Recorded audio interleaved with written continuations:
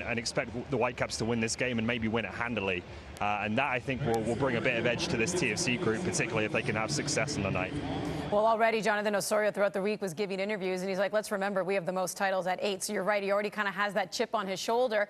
When it comes to Vancouver, though, one of their players, Ali Ahmed, is getting his first ever Canadian Championship start in the final here. What are you expecting from him? Yeah, it's a big night, I think, for a really talented young player. Obviously missed last year's final with that horrible injury he sustained in this competition.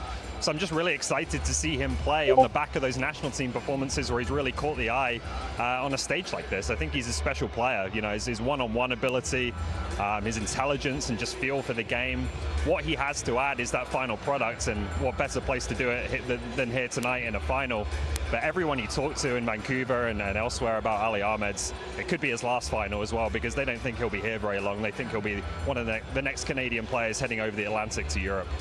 Well, he's also looked good with the national team. Ollie, appreciate you taking the time here. Oliver Platt inside BC Place doing interviews, and we'll check in with him post-game as well. Well, the final day of the regular season in the Canadian Premier League is on October 19th, also known as the Outcome, presented by Tony Bet. All of the teams will be in action. All of them will be kicking off at 4 p.m. ET.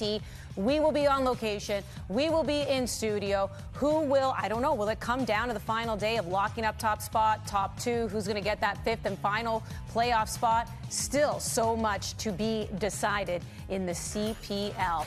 Well, Vanni Sartini has given us a lot to be entertained by in the Canadian Championship final. So this one's better. This one's better. Right there. Yeah, the barrel roll was special. The top off was another level. Look at this guy. He's just getting the fans going. That's why I was shocked when I saw him in a suit. He's got to bring the T-shirt and jeans back.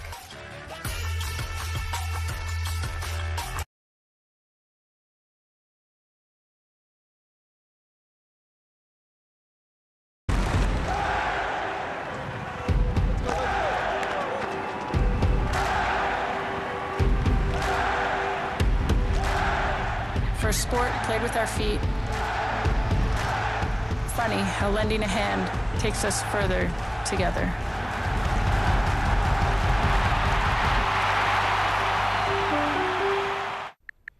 Where are you?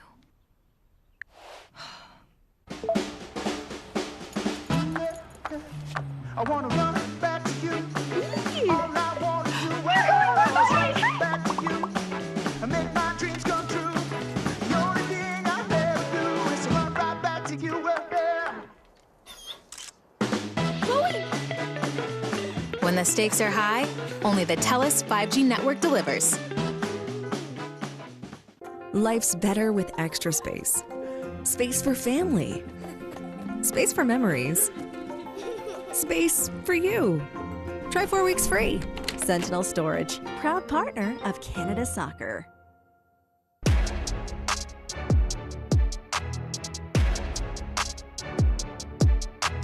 Fraser out, smashed it into the top of the net. And Noah Jensen with a missile. Sanchez lines up the shot. Preston Burgess unmarked on the rebounds.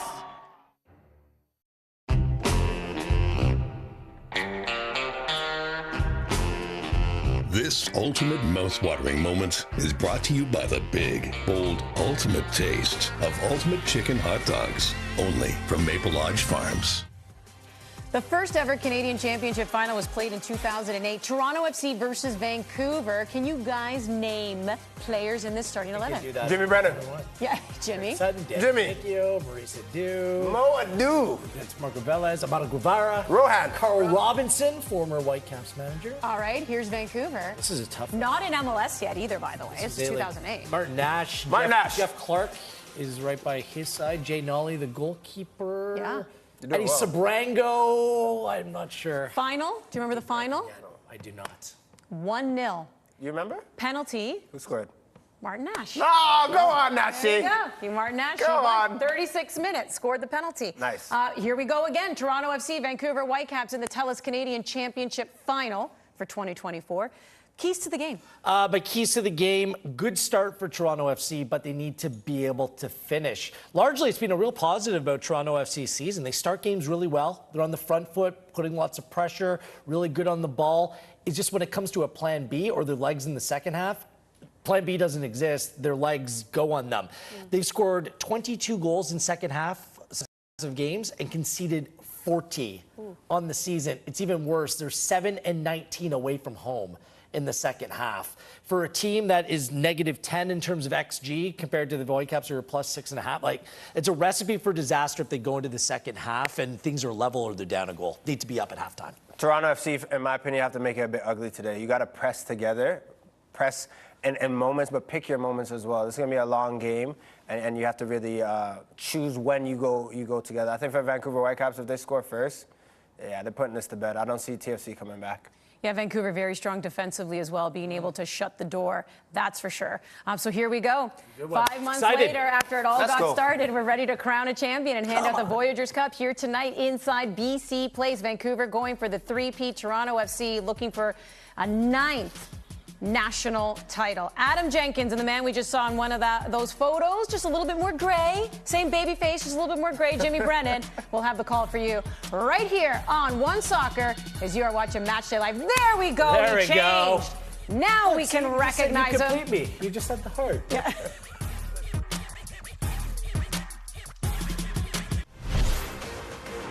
The TELUS Canadian Championship on One Soccer is brought to you by Toyota. Toyota's electrified vehicles are for everyone. Every chauffeur, snack connoisseur, every scenery soaker, practical joker, every road tripper, toe dipper, every 9-to-5er, every long driver. Starting over 20 years ago with the Prius, we now have the largest lineup of electrified vehicles in Canada because this journey belongs to everyone. The TELUS Canadian Championship on One Soccer is brought to you by CIBC. CanadaSoccerStore.com is the official home for the widest range of Canada Soccer licensed products, match jerseys, and fanwear.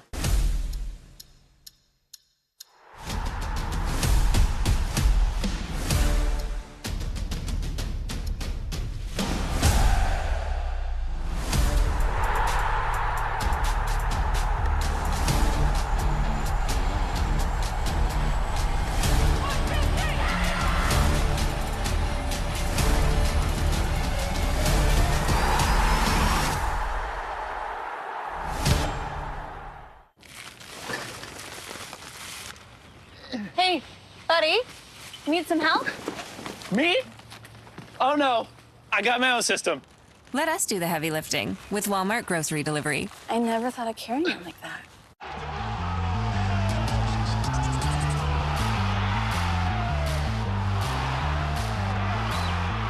Thank you, Canada, for making dreams come true.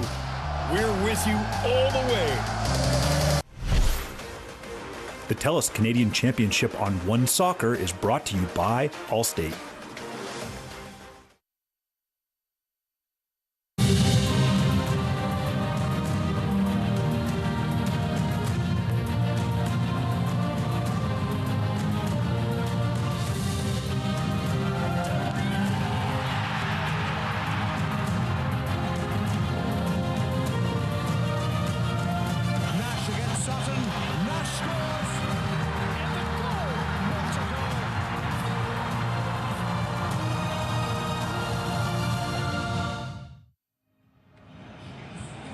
On the north side of False Creek, the home of the three-time Canadian champions, and the side looking for a historic three-peats. This is BC Place Stadium, the site of tonight's 2024 TELUS Canadian Championship Final. The Vancouver Whitecaps, they play host to Toronto FC, who are maybe, depending on which supporter you ask, playing for their season tonight beyond the beautiful trophy named after the great supporters of this sport in our nation. A spot in continental competition awaits the winner on the evening. 90 minutes or penalties. The drama is always just around the corner in these final matches, and for John Herdman, his first taste of the club game and a trophy being on the line. He has some reliable faces, some bona fide superstars in his starting 11, and yet Toronto FC are rightfully the underdogs away from home as they compete for the Voyageurs Cup. From 14 teams to the final 2, the Vancouver Whitecaps have only fallen once in the TELUS Canadian Championship this season. A bit of a scare from Cavalry, but otherwise some good tests along the way to once again hosting this final. A 16th ever meeting between Toronto and Vancouver in the Canadian Championship, and lately it is Vanni Sartini's men who have had the better of the Reds. 4-0-2 in their last games against Toronto, including a 2022 championship final to kickstart this run of dominance over our national competition as they look for that aforementioned three-peat, something that has not been accomplished since the tournament expanded with the inclusion of Canadian Premier League clubs. They'll look to write another chapter in the history of this tournament tonight. Starting 11s and team news are just around the corner, but first, O Canada will be sung loud and proud before kickoff of the TELUS Canadian Championship final.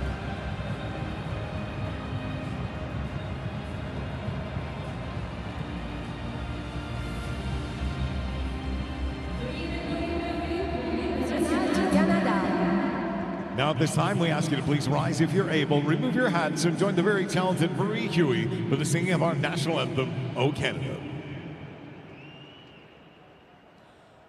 O Canada, our home and native land, true patriot love in all of us command. With glowing hearts we see thee rise, the true north, strong and free. From far and wide, O Canada, we stand on guard for thee. God keep our land glorious and free.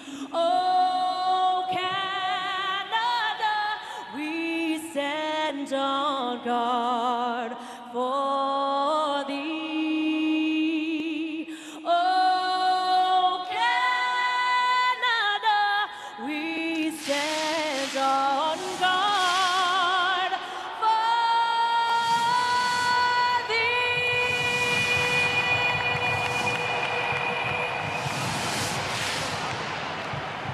A beautiful rendition of O Canada, and now time to get down to business. The TELUS Canadian Championship final live on One Soccer with kickoff just minutes away. Dr. Marie-Soleil Baudouin is tonight's match referee, no stranger to a big moment, a veteran of 2 Women's World Cups and last year's Canadian Premier League final, her 3rd appointment of the tournament. Chris Wadham and Gerard Cater-Lebuy will run the lines. Philip Dujic, tonight's 4th official, and Stefan Tanaka-Freund, tonight's 5th official. No video assistant referee in the TELUS Canadian Championship. For Jonathan Osorio, some Canadian Championship history as he will captain and, of course, appear in Toronto FC's side today. It is number 32 for the T.F.C. skipper. It is Ryan Gault captaining the Vancouver Whitecaps. A goal fest for Vanni Sartini's men. It's that simple. Their last time out on Saturday, 6 goals were scored, 4 of them were conceded. It was a heavily rotated side with all eyes on this championship final. 8 changes from that starting 11, and notably, Isaac Boehmer from Okanagan Falls, British Columbia, to getting the starts in a Canadian Championship final. It will be a 3-4-3 diamond defensive structure. for the Whitecaps. For Toronto FC, a 3-4-2-1. All eyes on Richie Larea. Does he play at the right side of the back three, or does he move to the wing? We will watch he and Raul Petretta very, very carefully. Sean Johnson will start in goal. DeAndre Kerr, the leading favorite for the Golden Boot and U21 Canadian of the tournament, will be the man trying to find some goals. Lorenzo Insigne, Federico Bernardeschi, both in the starting 11. Quite frankly, as full strength as John Herdman would like, the one perhaps head scratcher or surprise for the Reds, no Spicer in the team today. And there's no doubt it was an easier path to the final for Toronto FC, having to play two semi-professional sides and then scraping by Forge on away goals. But they've done enough to punch their ticket tonight. They're looking for Canadian Championship win number 9. The Whitecaps, heavy favorites, playing at home in a familiar environment, having beat CF Montreal last year, having beat Toronto FC the year prior. This is their trophy to lose, and they are in absolutely no rush to see it leave BC Place. Adam Jenkins in the commentary booth alongside a man who has proudly hoisted this trophy on multiple occasions. It is, of course, the Hall of Famer Jimmy Brennan alongside Matthew Cullen. Has the call available in French for those watching on onesoccer.ca or the One Soccer app. For our pitchside reporter Oliver Platt and the rest of the crew, buckle up, Canada. The match is underway as T.F.C. kick off, and we'll be attacking the goal to the right side of your screen. They wear their onyx and red number. Left to right, they operate with Vancouver Whitecaps in the white tops with the blue hoop, the blue shorts, and the white socks. They will be attacking the goal to the left side of your screen. Jimmy Brennan, you've been around the world. You've played in the biggest leagues in the world, the biggest matches. You've lifted lots of trophies, including this one. A fast start we expect, of course, but where does hoisting the Voyageurs Cup rank in your very lengthy footballing memory bank? Yeah, it's up there. I mean, look, for me, you want to be able to hold this trophy. It means so much. It's a Canadian Championship. It gives you the bragging rights, and you want to be the best team in Canada. Immediately to work with the dead ball situation, the Italian star, Toronto star in 2024, Federico Bernardeschi. His shot was saved, his cross is delivered, but it is met by Brian White and headed out of the penalty area.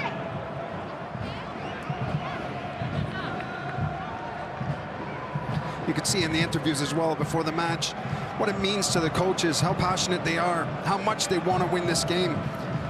Fanny Sartini he was smiling the whole time, just embracing this, knowing this is a great opportunity for them to win another one. Did 3 in a row. And then John Herdman on the opposite side, he's desperate to win. He wants a trophy. And he said this squad is good enough. He's got the players that have won championships, and this is what they want, some more silverware. Tonight's CIBC Players Spotlight, Brian White, a Pittsburgh, Pennsylvania native, 28 years of age, called into the American national team this year for good reason. He, alongside Ryan Gauld, have been torching Major League Soccer.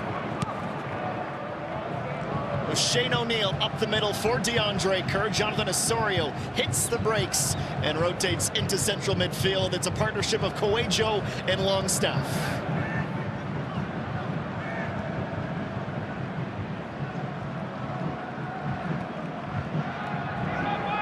Shane O'Neill under pressure from Fafa Pico. His pass does not reach Bernardeschi, but the Canadian international Ali Ahmed could not bring it along with him. Larea gets stuck in by fellow Canadian national Sam Adekubi. What did you make of seeing his name on the starting 11 graphic and these first 2.5 minutes, Jimmy, on the right side for Vancouver? Well, first of all, you know, they are teammates with the national team. They are friends. But it's all business for these two tonight. But I think the matchup as well, because Adekubi is very, very quick, and I think he can match Larea. That's probably one of the reasons why he's put him out there, to take care of Richie, match his energy and his pace. Well, there's Vanni Sartini. Matt Collin asked him yesterday where the Canadian Championship ranks for him. He says it's the center of my heart. It's also the center of his left forearm. He got a tattoo back in 2022. Says, I need to add 2023 for the win, but I'll wait to see if I need to add 2024 as well.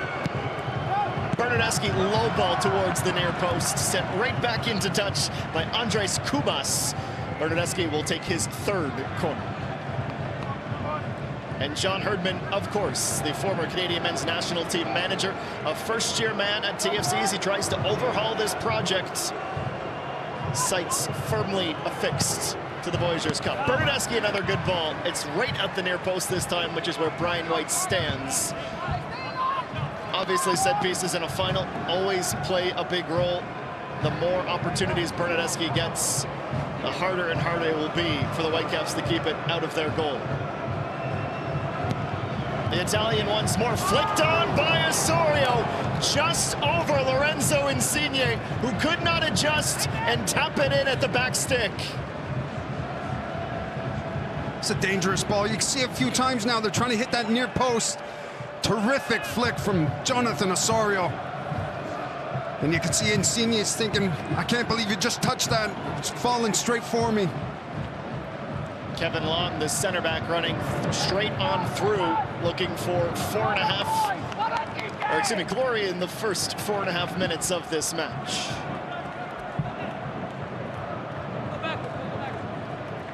Is it oversimplifying it, Jimmy, to say that Bernardeschi and Insigne need to be at their very best for the Reds to have a realistic shot tonight?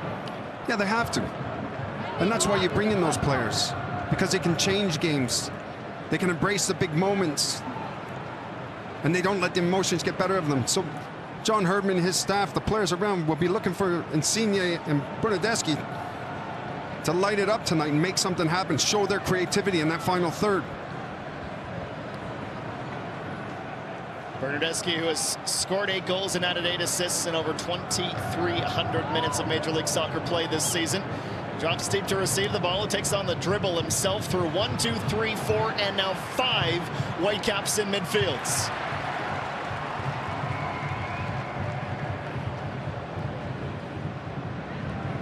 Insigne and Longstaff now. Insigne from Lorea. A switch of the pitch, one touch to control from Bernardeschi. Keeps it low on the ground. Osorio, a little dink, but high of the crossbar.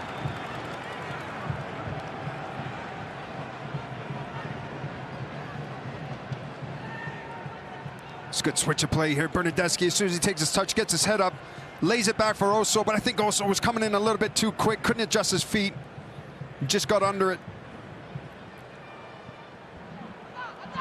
An incredibly lively kickstart to the match for T.F.C. That's in their DNA. These good starts to matches, of course, it will be a 90-minute battle, and the Caps now just want to spell on the ball and to settle themselves in to this final.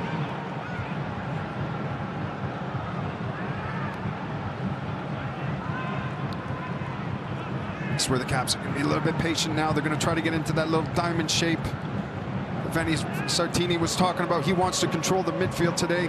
He wants to win that battle. T.S. Laborda. Ball unable to stay between the lines. Last off of Adekubi. Here's DeAndre Kerr shuffling it to the side. Bernardeschi's expression says it all. To my feet, young man. Shane O'Neill. Coelho.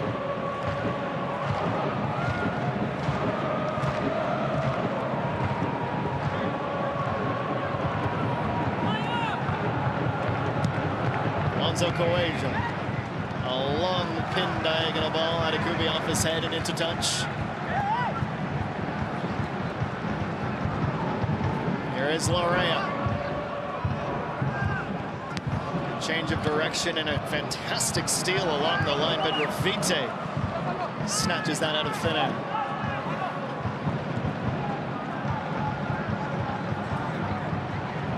For White, falls in for Vite. Long look ahead to Fafa Pico, who collects in stride. Pico alongside Shane O'Neill. For Ryan Gould.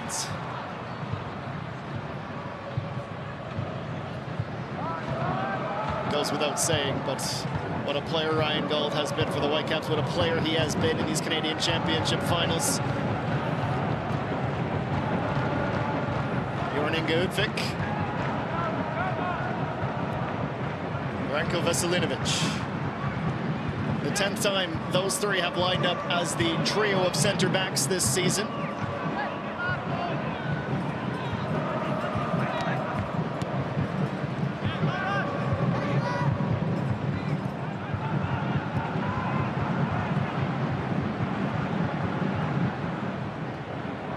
Ali Ahmed. Inching ever closer to the attacking thirds. T.F.C. well organized, and Vancouver in no rush. Little flick from Vite, finds White.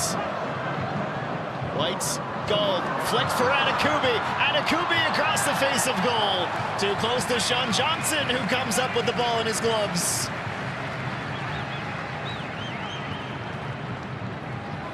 It's good play by the Whitecaps. White just playing the ball over to Ryan Gold. Excellent little touch with the outside of the boot over top for Anakubi. Just got under it with his left foot. Didn't get much power behind it. But it just shows you how dangerous the Whitecaps can be once they start playing 1-2 touch football. They lift the tempo and the rhythm in the game. They are dangerous.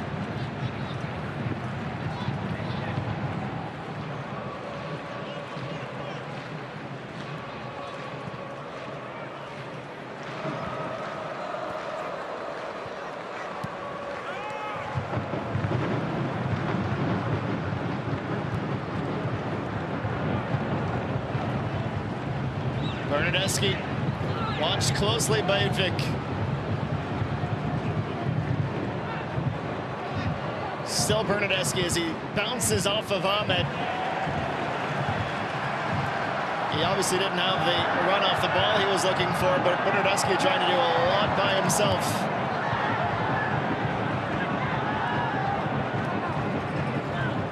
Jawing with the referee for the lack of a whistle on the most recent tackle from the Caps as Longstaff. Yeah, you back could to see Petretta. he's also talking to also there when he had two defenders on him. He wanted also to get around them, try to drag one of those defenders out so he can go 1v1.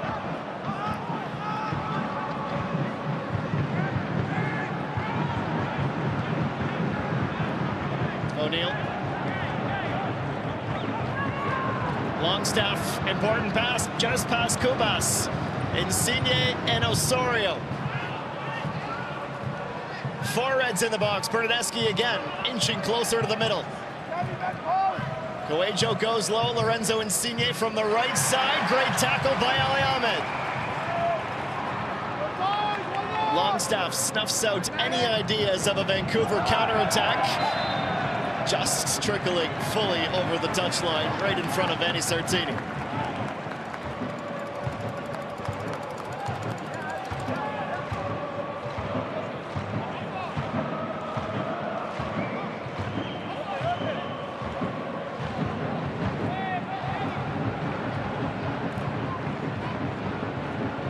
So much of this Vancouver core has remained over the years. Veselinovic, Kubas, Gold, White. Started every single one of these three consecutive Canadian Championship finals, but also crazy to think about who's not here for Vancouver from the last time they played T.F.C. for the V Cup. No Cropper, Nerwinski, Blackman, Dahome, Tybert, Raposo, or Cavallini. Now Anakubi with a burst of speed defended by Insigne. The help comes from Lorea. It's a really nice piece of defending. All that hard work gone to waste. Turnover from T.F.C. It's good.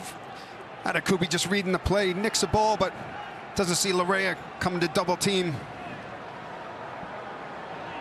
Then Insigne just giving the ball away a little bit too easy.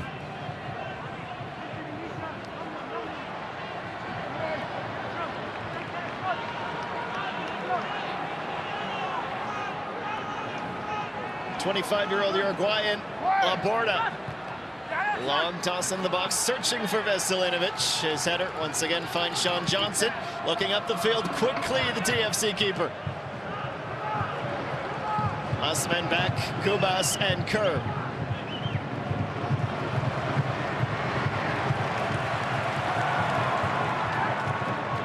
Pico, a flick for Ali Ahmed.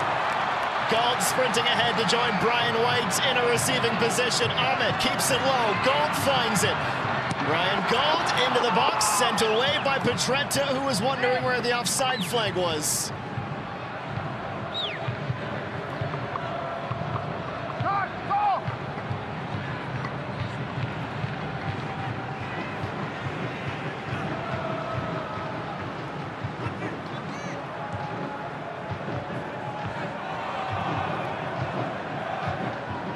Longstaff, a promising ball for Bernadeschi at full sprint. Utvik defending. Bernadeschi into the box. The help doesn't end up being needed for Utvik. Insigne.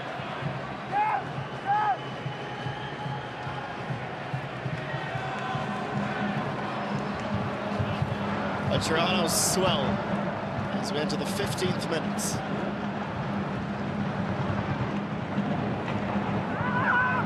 Longstaff stapled as he was trying to pass the ball back to the keeper, and he was shouting in some obvious discomfort right away. Pico not arguing one bit to the referee's yellow card.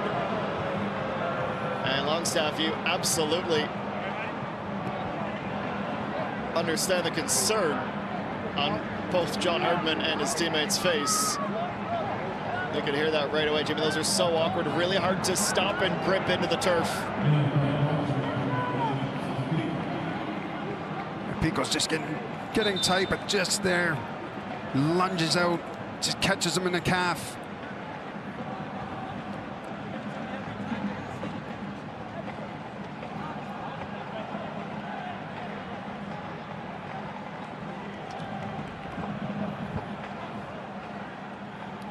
Longstaff looking no worse for wear.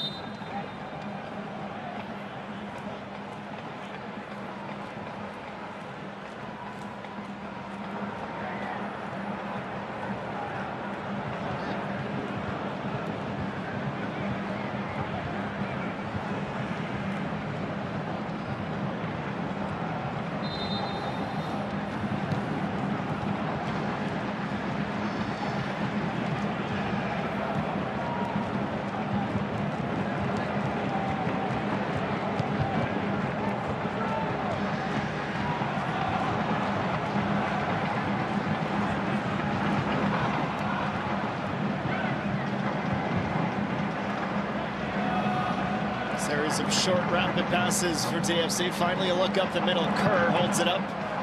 Longstaff into the wing. Larea with plenty of time. Heavy touch off the thigh. Kubi says thank you very much. Only one defender to clear was Petretta.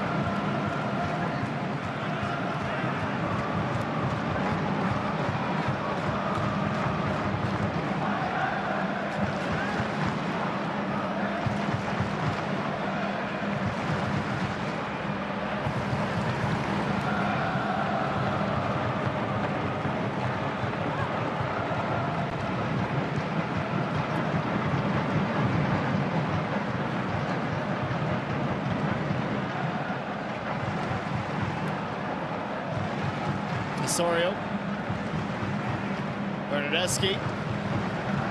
All the way across the width of the pitch to Larea.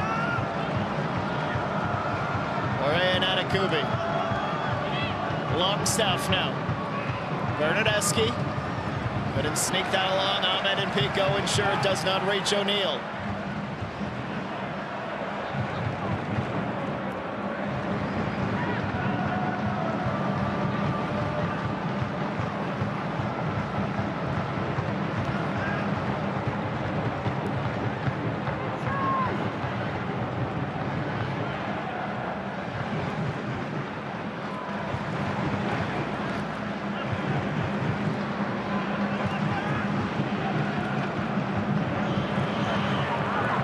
Has the slide. Pico has to extend.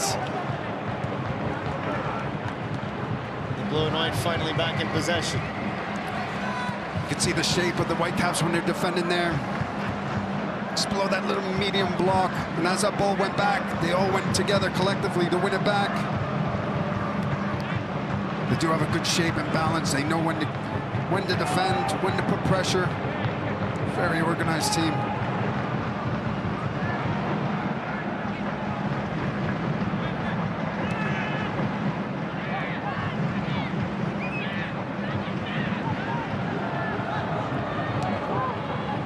a disparity in possession. But T.F.C. really have not done anything with it.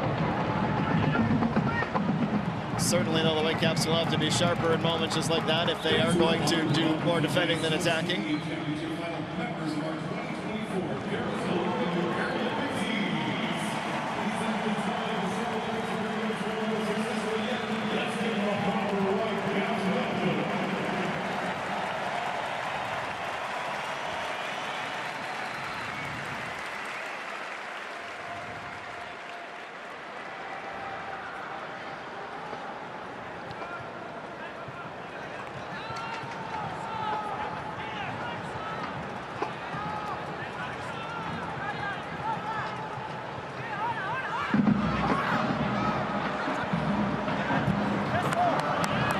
Trent under pressure, and the pressure is well worked. He gets a glance off of Gault, who has done a lot of defensive running these first 19 and a half minutes. He lumbers back into position, the Scotsman. But he's so good at it, though, the press. Just reads it well, knows the moment when to go. You've seen White just creeping up. As soon as that ball gets played, they go. Ryan Gould's fantastic at that, starting the press from the top. There goes DeAndre Kerr. Physically by Veselinovic, now Osorio. Insigne short ball just reaches Bernadeschi, gets it out of his feet. Somehow, Richie Laryea is able to step into space and fire right at Bomer, who makes the stop. Richie Laryea just can't believe his luck, how the ball just falls to him. Ends up striking it clean, but would have preferred to put it in the corner and make the keeper work.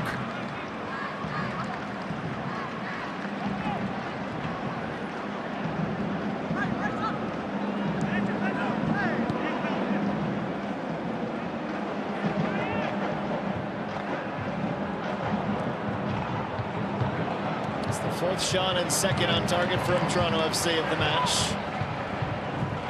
Nothing yet for Vanni Sartini's side. Just the 4 final third entries for the hosts compared to 26 from T.F.C.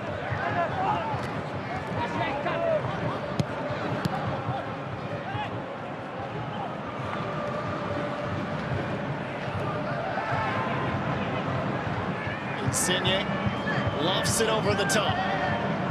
Laporta trying to keep Laryea outside the box. Laryea gets a hand up high. The referee is either not bothered or did not spot it.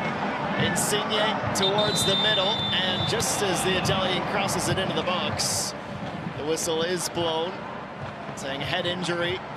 My hand was forced, the referee explains.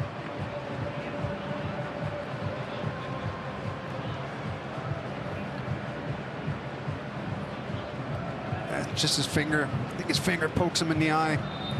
Richie's just trying to protect the ball, give himself a little bit of space.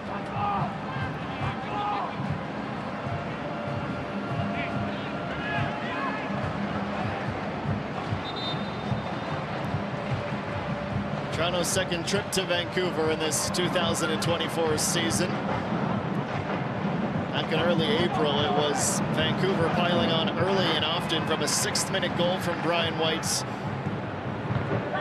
to additions from Pico, Gault, and Veselinovic on the way to a 4-0 win on the 6th of April. Shane O'Neill gets on the brakes.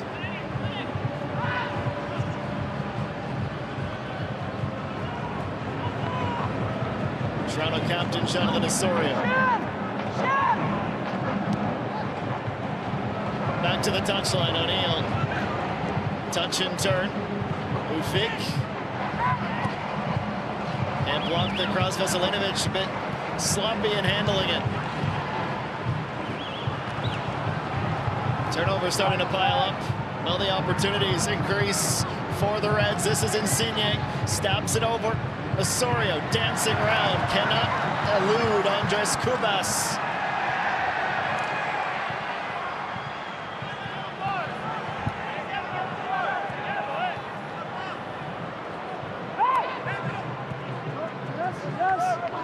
Akubi now on the left side.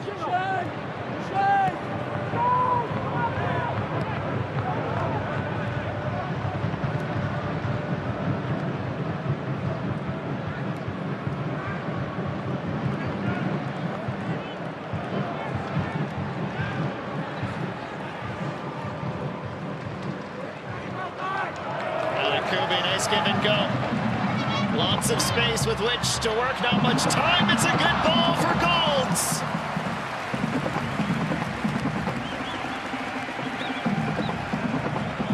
Terrific play down this left side. Akubi gets his head up, whips it in. Ryan Gold coming in a little bit late, just can't guide it on target.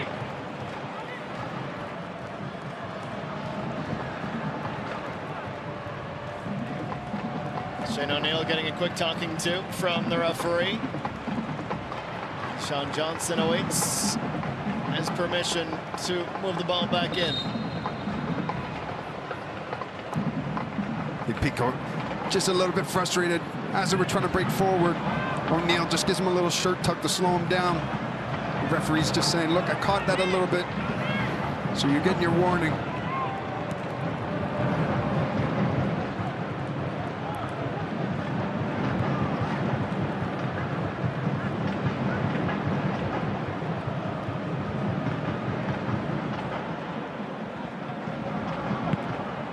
O'Neill. Up to the middle and up ahead. Gold comes through, Matty Longstaff. No whistle from the referee. The Caps breaking with pace. Ryan White now. Just one defender to beat, and Kevin Long holds him up just long enough. No way by for the American striker.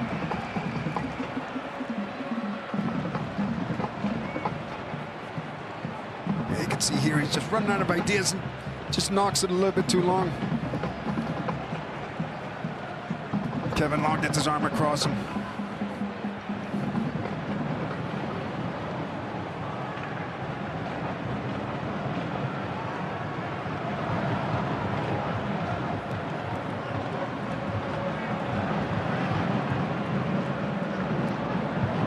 Matty Longstaff, who on the 29th of February signed a 2-year deal through 2025 with an option for 26. Solid addition for T.F.C. Pico.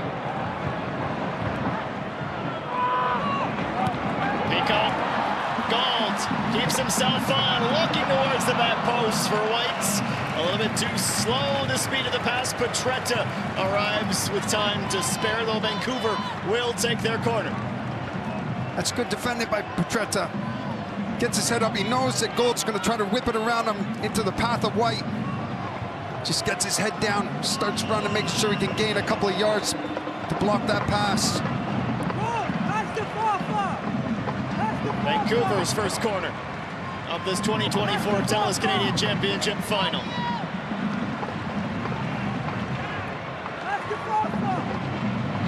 An outswinger from the captain, bodies on the floor. Akubi, one of them, Laborda came absolutely scorching into the box. Pico collects it, Veselinovic goes low. Last off the center back and into touch. 2 crosses and still no shot on target, though you can tell it's starting to build for the Caps. Pico and Osorio exchanging some unpleasantries. Akubi finds a lot of humor in the situation.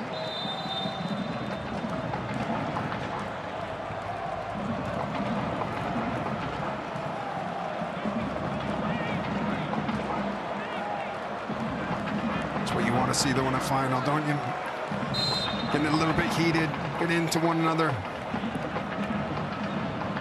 Shows you neither team wants to lose. They want to hold that trophy up after the 90 minutes.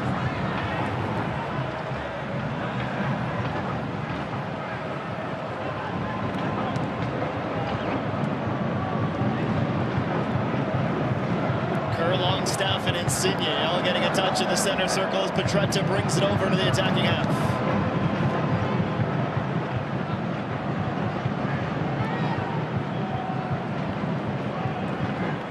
Reset through Kevin Long.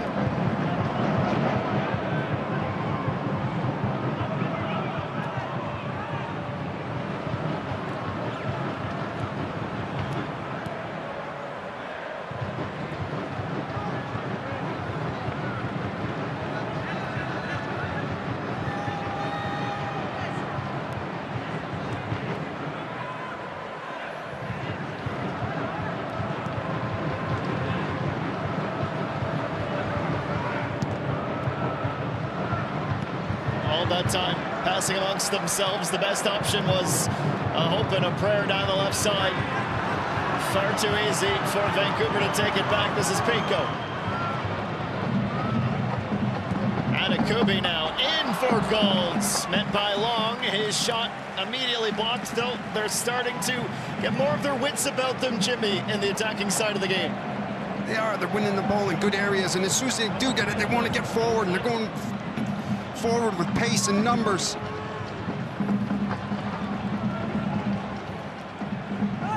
Just lacking that final ball.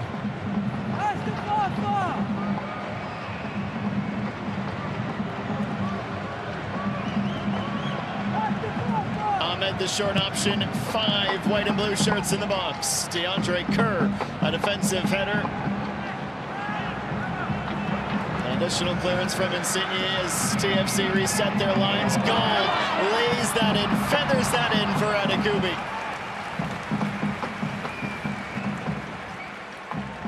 Wonderful first touch from Gold, just playing into the path of Adekubi. We got to give credit to Bernardeschi, though, tracking his runner.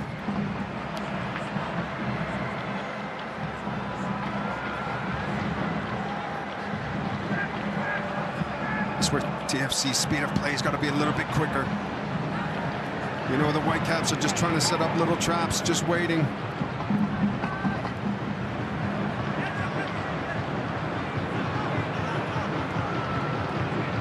Coelho stands his ground as Kubas bounces off of him.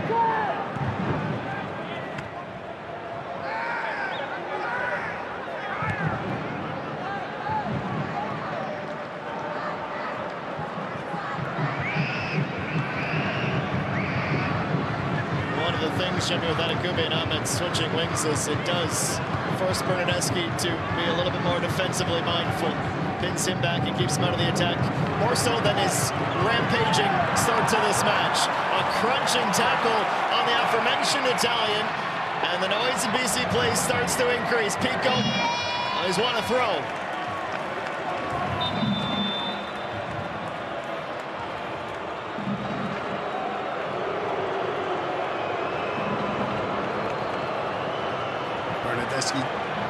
Just gets stepped on by BT here. Referee was in a good position. She didn't feel it was a foul. She's only called for 2 fouls in these first 32 minutes. Keeping the pace of play nice and high. Yeah, it's good refereeing. Letting the game flow. There's nothing worse at times when a referee, the occasion gets the better of them and they're constantly blowing the whistle. They understand the emotions in this game right now.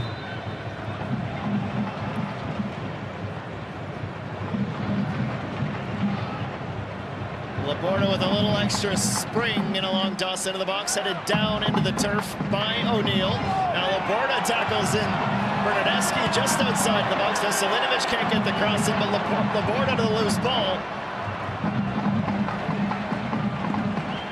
Great step from Kubas. A really nice spell in progress from Vancouver Whitecaps. Ahmed. Vite unable to connect with Ugvik, but that was Veselinovic barreling forward. Thought he was all down. The referee once again. Let's play continue.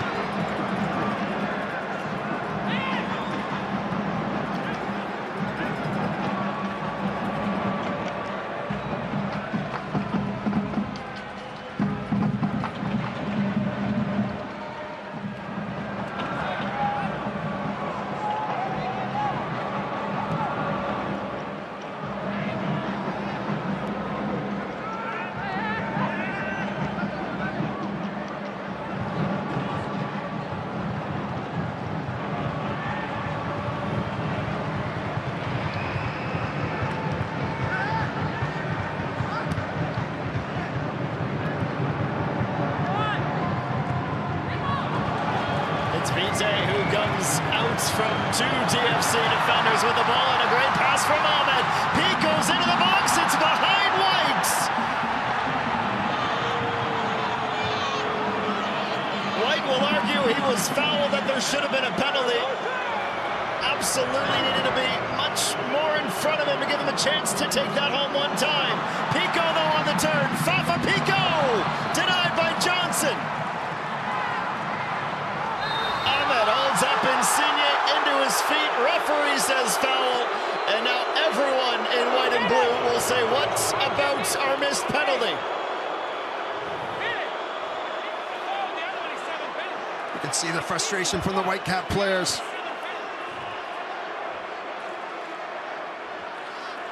Brian White feels there was a nudge, there was contact behind him. And for me, to be honest, I would have liked to see Pico be a little bit more selfish and have a shot on target.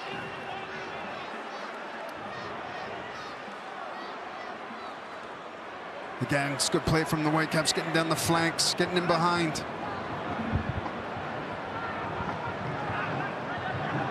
Fourth official, Philip Dujic, playing peacemaker with Vanni Sartini.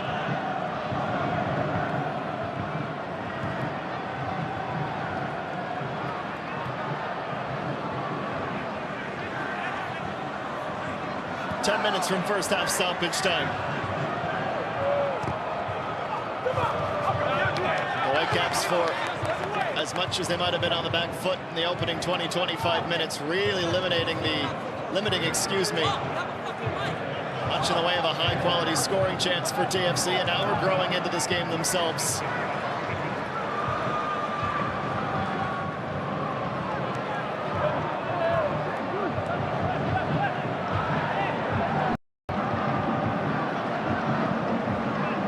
Long. Controlled by Larea. Insigne and Longstaff exchanging passes. Now Larea from Insigne. Larea slows it to a crawl, gets goal side. He goes down, and this time the referee points to the spot. Richie Larea brings it down to slow motion and just weaves his way through the penalty area before being hacked down. It'll be the Reds with a chance to score from the spot. Sartini cannot believe the misfortune, not getting his penalty on one side and conceding one on the other. Got to give credit to Richie Larea as well. Not panicking. Knows exactly what he's looking to do. Get to that byline. Get around him. Feels a little bit of contact, and down he goes. Laborda just getting his hands up high on Richie. Just that little tug was enough. The first of what could be a few penalties we could see on the evening. Insigne, the last penalty he took the 20th of June away to Nashville, he missed it well high over the bar. Generally prefers the center right side of the goal as he looks down at the keeper.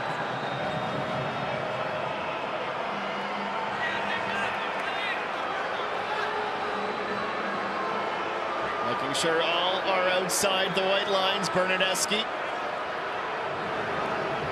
paces himself back 5 strides. Palmer, with ice in his veins, will need to deliver one of the biggest moments in his Whitecaps career. Federico Bernardeschi to put Toronto FC ahead in the Canadian Championship final. He's denied! Bomer with an excellent read, an excellent stop, and it's still 0-0. Back the other way come Vancouver. Pico breaks into the space. Fafa Pico, a heavy touch lets him down. What a turn of events that could have been for Vancouver, but the crowd just listened to them. Anakubi offline for Golds. Insigne will collect it. Everyone can return to their seats. Or maybe not, as Utfik slams the door shut on Bernardeschi. Sam Anakubi high to the back post, but floats into touch. Wow, oh wow, what a sequence. Big time goalkeeping from Isaac Bomer. What a terrific save. Gets it away. Look how quick he gets up. For me as well, it was so long for Bernardeschi to be standing there waiting for the penalty. Too much time to think. Sometimes you end up outthinking yourself and you have your little doubts.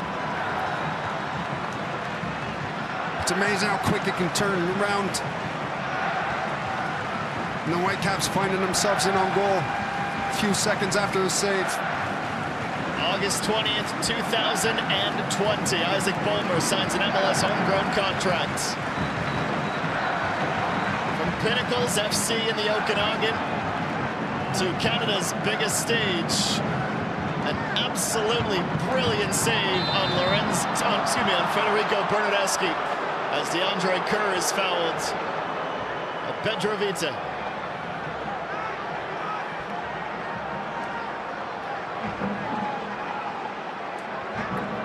Vita just been a little bit too aggressive. Commits a foul.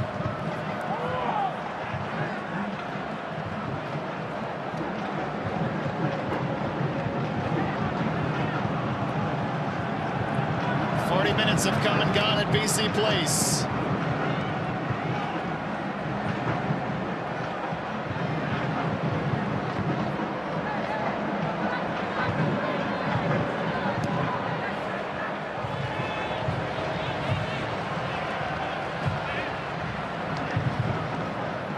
Per opta this season, Bernardeschi has now had 3 penalties saved this season, and that's 0 for 4 in his last 4.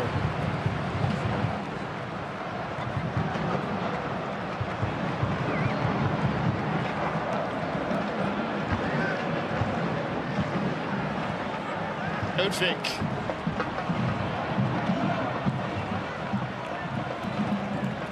Off of Bernardeschi last, thumbs up. Anakubi can hardly believe it, how that's not Vancouver's ball.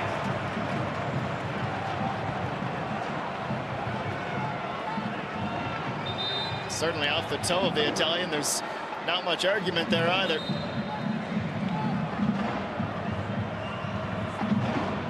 In the end, the right decision found.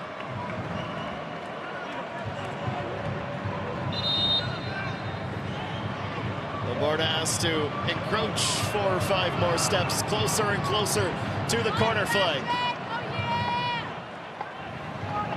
Laborda. Long toss into the box, straight to Shane O'Neill. Wins his aerial duel, though, the center back. Here's Golds. Backside of Pico, traps it with the outside of his foot. Vite. Pico, into the box, Pico. Veselinovic closest to, it ends up as a goal kick, however.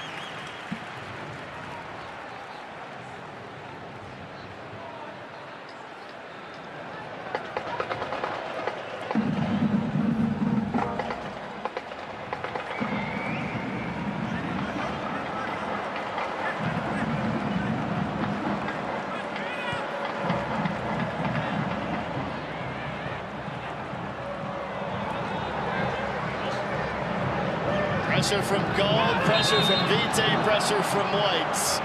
It's Coelho fouled.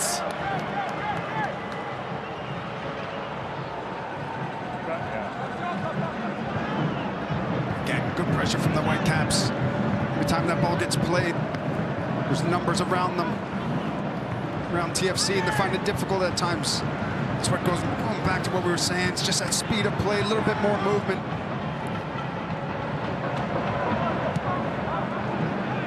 Sorio. That was a wasteful ball. Now Brian White, just his 7th touch of this first half.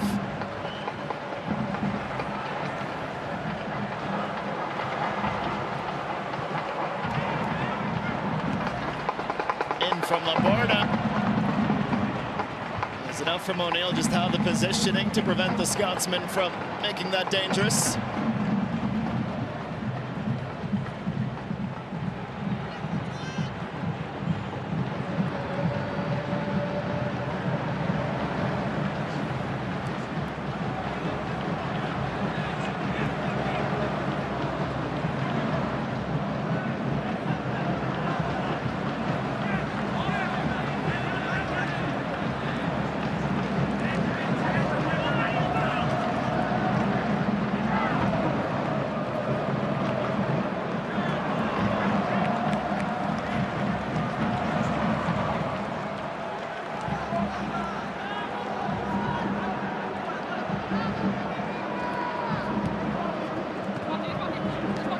45th minute.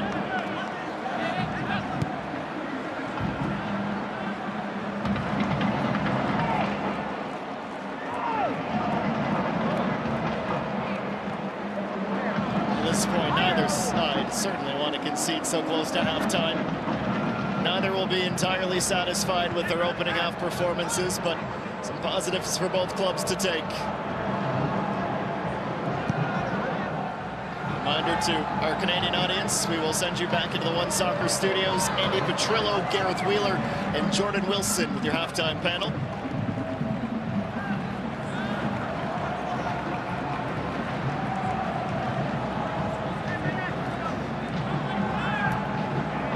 For me now, this is where T.F.C. they've got to spread out a little bit more. I think they're kind of following the ball and creating their own problems, especially Whitecaps being so compact.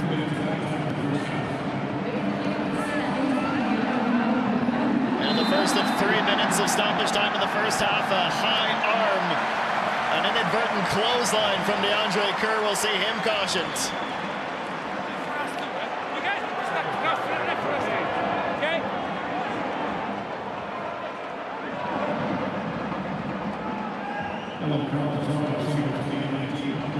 Again, just the arm comes up into the face.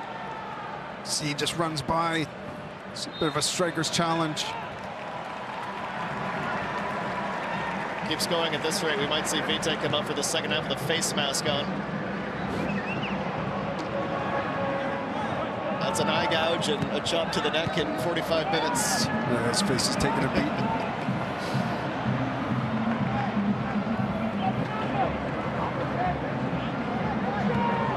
Alonso Coelho, good spot to find Osorio. Now Kerr galloping into the open space, plays it back towards Richie Lorea. It's a great slide from Matias Laborda.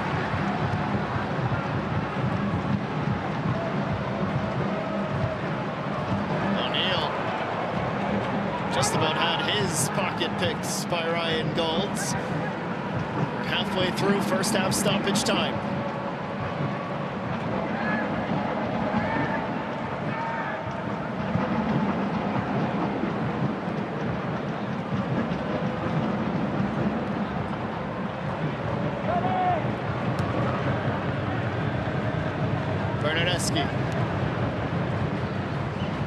Inside, outside, Kerr, heavy off the feet.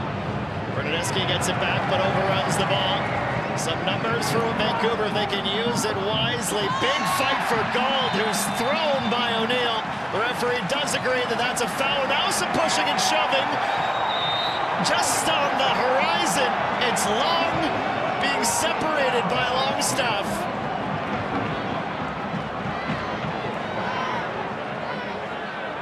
Vitriol of the Telus Canadian Championship final. It's just that little shove from O'Neill.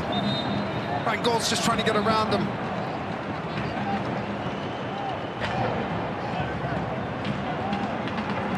He going long, just having a little scuffle. Big size difference between those two. What are you talking about? Fava Pico listed at 5'8" and $140. Plays like he's 6'8". Hey, don't give him a yellow here.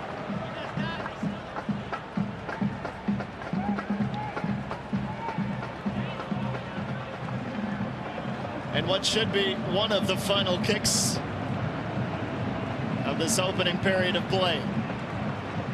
Lorenzo Insigne has marched back. The only player asked to stand between Sean Johnson and the ball. Everyone else aligned atop the 18-yard box. As the Whitecaps look to finish the first half in front. Gold. It's a decent ball, and Laborda was the closest too. Everyone's arms in the air. Ultimately, it depends on the referee. She says goal kick. And the sand through the first half hourglass has fully expired. And we will head to the halftime break. Level. 0-0, and we're level thanks to that man, Isaac Boehmer. An incredible stop against Federico Bernadeschi from the penalty spot, single-handedly keeping this match on level footing. This is the 2024 TELUS Canadian Championship final from BC Place Vancouver Whitecaps and Toronto FC deadlocked at 0-0. The TELUS Canadian Championship on One Soccer is brought to you by CIBC.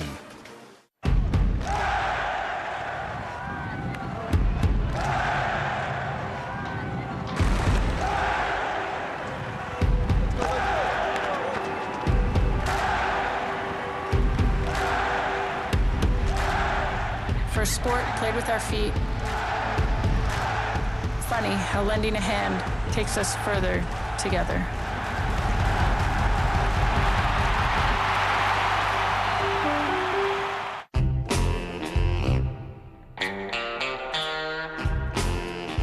This ultimate mouth-watering moment is brought to you by the big, bold, ultimate taste of Ultimate Chicken Hot Dogs, only from Maple Lodge Farms.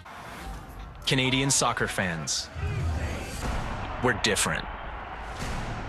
We cheer on the Reds while cheering out our motherlands and each other's lands. Soccer is in our hearts. Our roots are on display. Not to divide, but to unite. Because to us, soccer's more than just a game. It's who we are. From coast to coast to coast, it connects us all.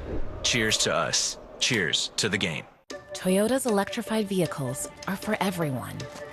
Every chauffeur, snack connoisseur, every scenery soaker, practical joker, every road tripper, toe dipper, every 9-to-5er, every long driver. Starting over 20 years ago with the Prius, we now have the largest lineup of electrified vehicles in Canada because this journey belongs to everyone. The TELUS Canadian Championship on One Soccer is brought to you by Toyota.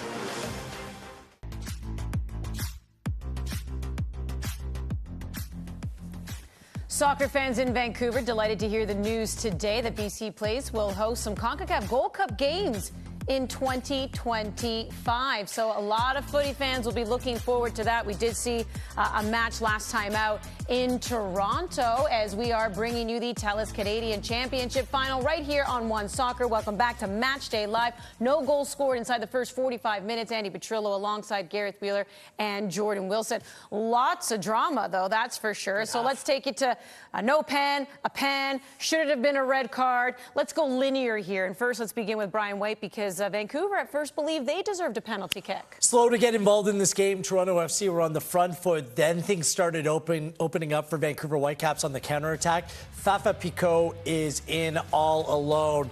Never mind, he has to shoot here. Bernadeschi, a little push in the back of Brian White. They appealed for a pen.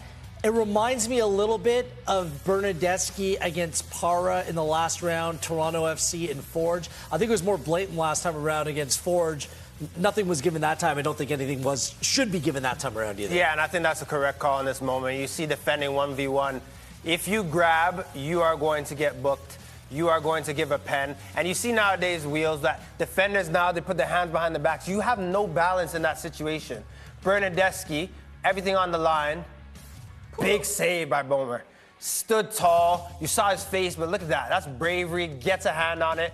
But we have to say that's a poor penalty. Well, why is Federico Bernadeschi taking this penalty? And I love that Ballmer makes a save. Vanni Sartini said he's starting today not because he's Canadian, because he's good enough, and he stepped up in a big moment. Bernadeschi's missed 3 penalties for Toronto FC this season already. He hasn't made one this season. Lorenzo Insigne scored twice in Leagues Cup on August 8th. He hasn't missed a penalty this season. Why isn't Lorenzo Insigne stepping up to take this? Because clearly Bernadeschi isn't a great penalty taker. Over the course of his career, yes, he was. Now it seems like he takes out the 5-wood every time and just tries to hit it.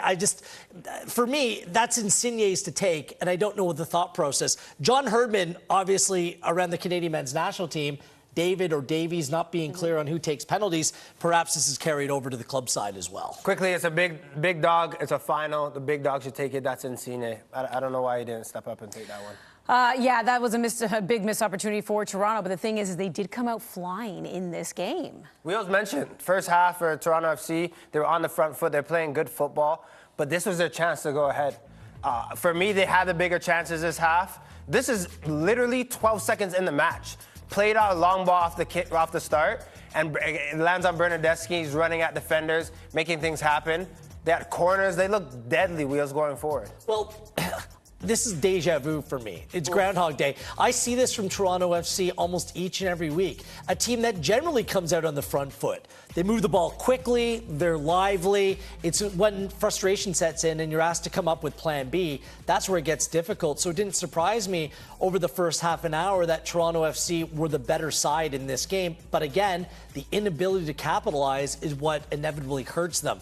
By the way, Vandy Sartini was scrambling, trying to get something together on the fly, starting at Akubi down the right side. We'll get into it later, and Ahmed down the left. It simply didn't work, and Toronto FC took full advantage. Again, they needed to get that goal in the early stages. Yeah, 30 seconds in, big shot by Bernardeschi. Bomer having to come up with a big save. By the way, Matt Bomer on One Nation this week talks about having to save penalties, by the way, talks about Italian. You may have dropped a swear word that you shouldn't have, Jordo, but check out our One Soccer YouTube channel to check out One Nation with Matt Bomer. Snitch. I did. I totally snitched. How about this? Because some people are having some conversations on the social medias here, Gareth, about Pico, and should he have been given a red card for this tackle on Longstaff? I think he's lucky to be on.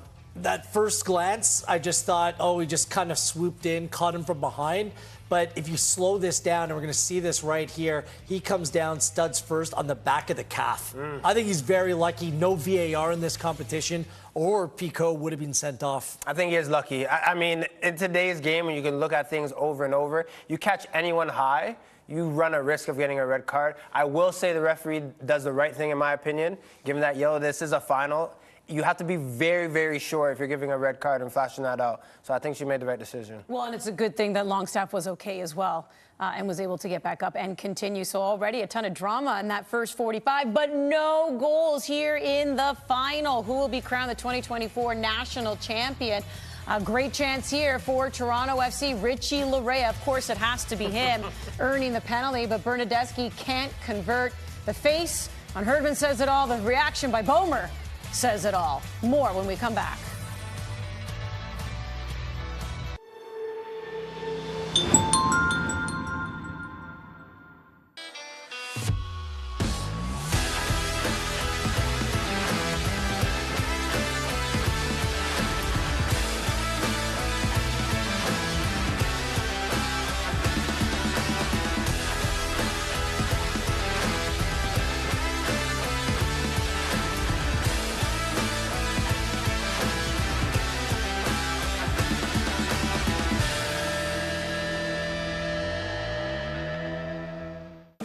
These days at your local Legion, we're marching to the beat of a different drum.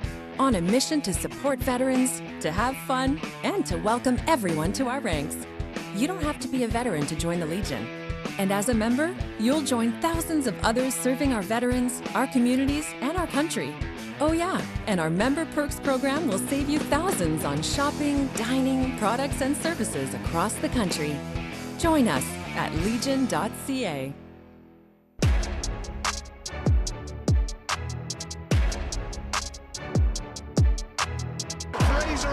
Smashed it into the top of the net. And Noah Jensen with a missile. Sanchez lines up the shot. Preston Burgess unmarked on the rebound.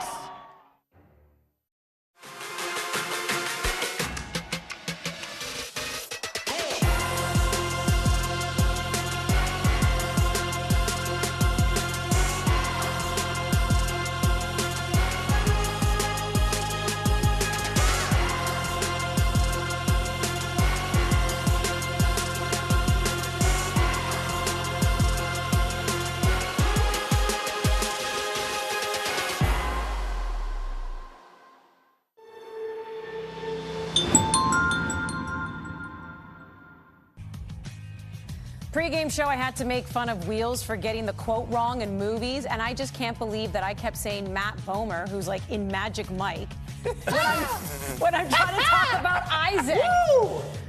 You can tell where my mind is at. Isaac! Isaac is on One Nation. Go on, Isaac. Oh, man. I am That bomber. I am so embarrassed. Basketball player. Anyways, I had to correct myself. Let's get to Sam Adekubi. You mentioned the switch on the pitch. Well, it never really made sense that he was playing down the right-hand side and Ali Ahmed was playing down the left-hand side. It looked like Adekubi de facto pulled himself away from the right side and said, I'm going to play on the left side. Look, it's just different for players, Jordan. When you switch sides, your angle, your timing. Look at him defending Larea there. Yeah. He just took the wrong angle. It was literally 2 minutes later he decides, enough of this, I'm going to play down the left-hand side. He just didn't bother back going over to the right. And he was dangerous from that point forward, and Vancouver grew into the game. Absolutely, and this is a player that if you say what is Sam Adekubi's X factor, it is his service and the fact that that left foot. Look at this situation. You have Fafa coming in, and this is what Vanni Sartini wants. His best players combining, getting the ball into the area, and this is when they are dangerous. Adekubi on that left side, whipping in crosses, that's when Vancouver Whitecaps pose a threat. All right, well, we just brought you those first half stats brought to you by Toyota, but why don't we look at these two teams, and in particular overall, the tale of the second halves. Speaking the story of both of their season, Vancouver's very good in the second half. 29 goals scored, 20 conceded. T.F.C, 22 goals scored in the second half, 40 conceded. Ooh. Look between in the final 15 minutes of games. They've conceded 20 goals over that stretch, so entering the second half, I know that Toronto SC was on the ascendancy, but second halves have been a real issue, something to keep an eye on. Yeah, and that's a mental blip for a team, right? If you're always leaking in goals late in games, it definitely plays on your mental for sure. So what you're saying is this game is about to get even more interesting in the second half. Spicy. Yes, it is. This half was a good half. It was a great half. That's why. I mean, look at this. It got a little spice of meatball. A little wrestling? Yeah, a little wrestling going on here. Pico de Gallo there. Hopefully we'll see a goal. Second half coming up next, the TELUS Canadian Championship. The TELUS Canadian Championship on One Soccer is brought to you by Allstate.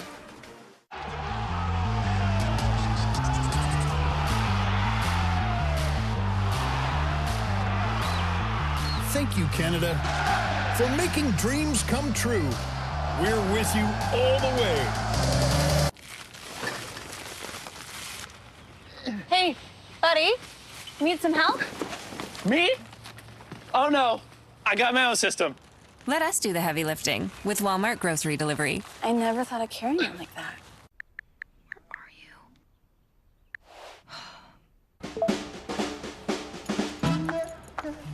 I wanna run back to you. All I wanna do is run back to you and make my dreams come true. The only thing I ever do is run right back to you. When the stakes are high, only the TELUS 5G network delivers. Life's better with extra space. Space for family. Space for memories. Space for you. Try 4 weeks free. Sentinel Storage, proud partner of Canada Soccer. Gatorade. With electrolytes to help replenish what's lost in sweat. Carbs to help fuel your working muscles. And fluids to help you hydrate. Scientifically formulated so you never stop competing. I do this for my town, my time, my time. None of you people can tell me to stop. Rehydrate, replenish, refuel.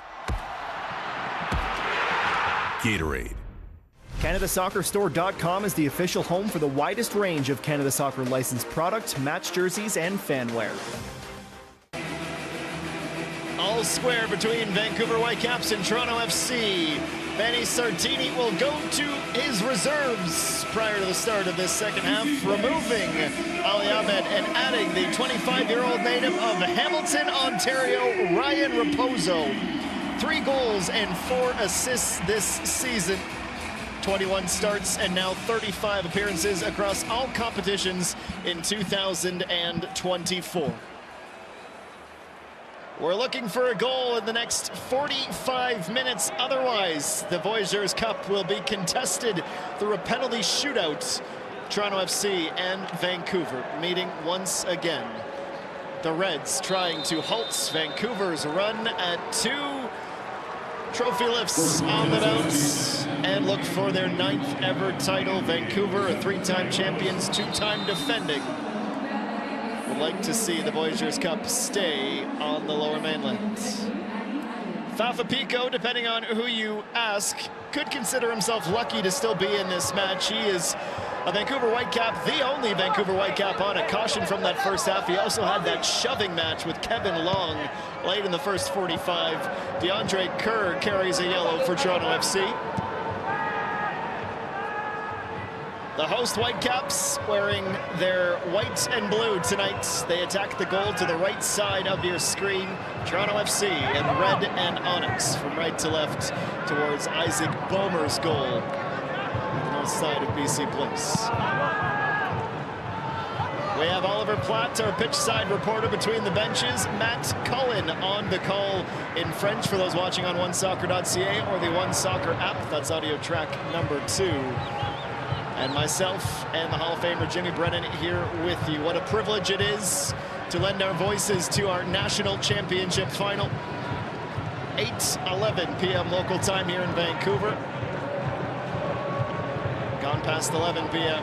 back for the Toronto supporters watching surely with keen interest. Jimmy, your thoughts on that first half after a blazing hot start for T.F.C. where they really weren't able to create a ton of high danger chances. Vancouver really growing into the match. Yeah, I thought T.F.C. started off very, very well. Got forward, had a few opportunities, but then the Whitecaps, they ended up getting a hold of the game. They were setting up their little traps, pressing in right areas, winning the ball and getting forward quick. And at times, T.F.C. just didn't have an answer how to get through them and get away from the trap and the press. What a shot from Richie Larea. Jonathan Osorio saying it's not on frame because it was deflected. Larea, arms outstretched as well. Let's watch Laporta carefully here. Certainly looked to move. Yeah, it comes off of Raposo. That's why Richie Larea is complaining. He said he struck the ball, it was going on target. Raposo just flicked it on.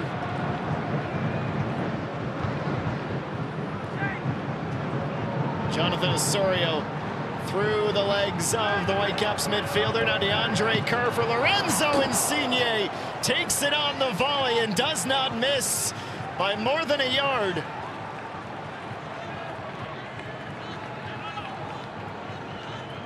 Kerr as well. Look, he gets his head up, plays it back to Insigne.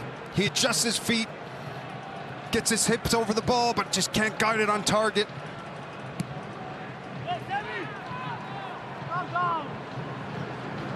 John Herdman, of course, wants so desperately to have this shining moment on his CV. The first-year Toronto FC head coach. Andy Sartini knows all about the euphoria that accompanies becoming a national champion.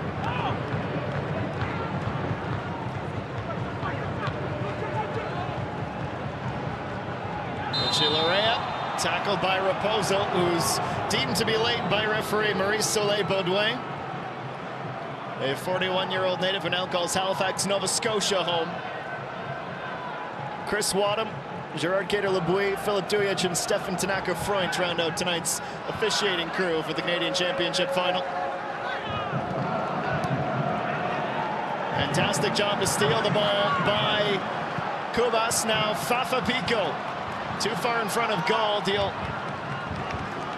increase the tempo in hopes of keeping it in play. It certainly doesn't have the legs to get there in time.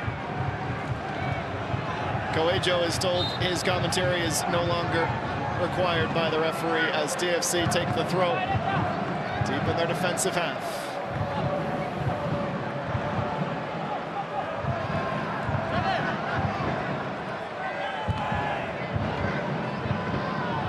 Shane O'Neill over the top. DeAndre Kerr holds it up. Kerr leads this year's tournament with 5 goals. Prince Owusu on the Toronto FC benches on 3, though he probably should be on 7 when you think back to that second leg against Forge.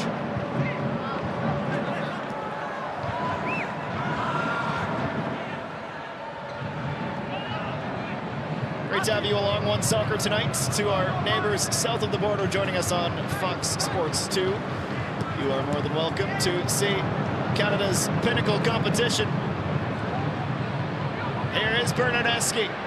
Drags it along. Bernardeschi at the line, keeps it in. Bomer cuts off the angle and ends up with the ball in his grasp again. The Italian's going to have nightmares of those blue eyes. Manny Sartini telling Oliver Platt before the match, Bomer's not getting the start because he's Canadian. He's getting the start because he deserves it. He's earned these minutes. And they're high-stakes minutes with a ticket in CONCACAF Champions Cup on the line. Brian White down off the shoulder. Isolated in the heart of the Toronto midfields. Able to locate Kubas. Now Atakubi on the wing. Sam Atakubi whips it in. Kevin Long heads it back towards where it came. The European champion Bernardeschi strides past Kubas. T.F.C. will get themselves orchestrated. The captain, Jonathan Osorio, his 32nd Canadian Championship appearance. That ties former Whitecap Russell Tybert for the most in this tournament's history. Osorio, the top scorer back in 2018, the last time a T.F.C. player won the Golden Boot.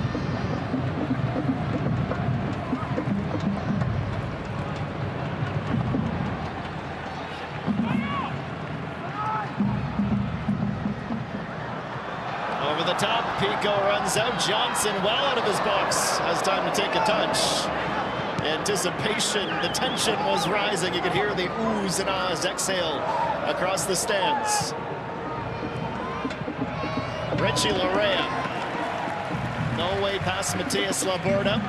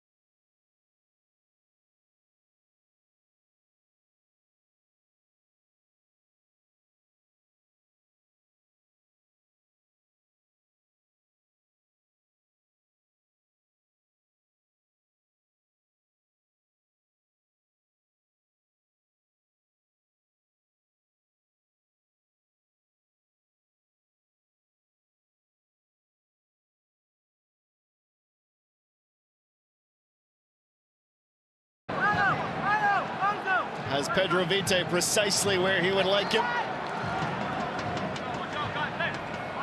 As Lorenzo Insigne, TFC's multi-million-dollar man, prepares a cross. Don't sleep on the shot either. What does the Italian have up? Those long red sleeves. He does take it on. Never going to trouble the keeper, but he bobbles it. The one mistake of the night. They'll say it's a foul against Jonathan Osorio. Bomer asks him to step back from invading his personal space, and that will once again bring together a meeting of the minds, Jimmy Brennan. I think Oso's absolutely in his own right to go after that. The keeper doesn't have full control of it.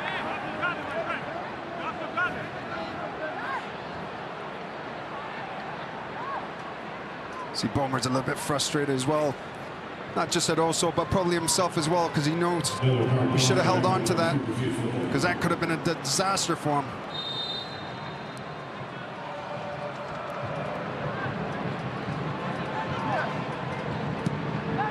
But it's great to see how he's embraced this game, waiting for the opportunity. He's got a manager that trusts in him.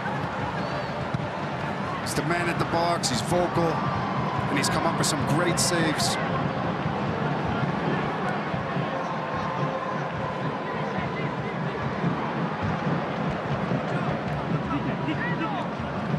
Yusuf Daha, the Whitecaps goalkeeper coach is beaming with pride, but is probably as nervous as anyone in the stadium. Yohei Takaoka as well. The typical number 1 for these Whitecaps. Longstaff turns it over to Vite.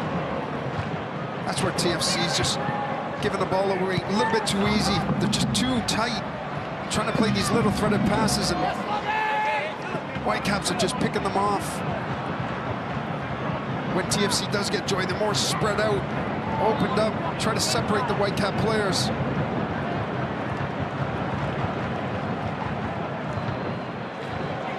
As we near the 60th minute, remind you of the reserves for each of Vanni Sartini and John Herdman for the visitors. Mabika, Rosted, Franklin, Flores, Thompson, and Owusu. For the Whitecaps, Blackman, Raposo, Schopf, Berhalter, Armstrong, and Johnson.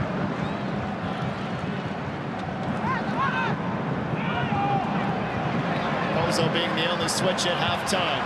He is on the ball now. Ryan Raposo inching closer to the penalty area. Not enough contact for a foul, and it's Richie Lorea, who has lots of options to his right and to his left. He chooses compatriot and captain Osorio. Bernardeschi.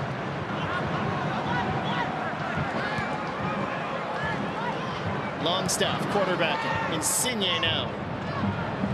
Insigne leading Lorea. Veselinovic gets the first tackle, and the rest of it swept up before being sent into touch.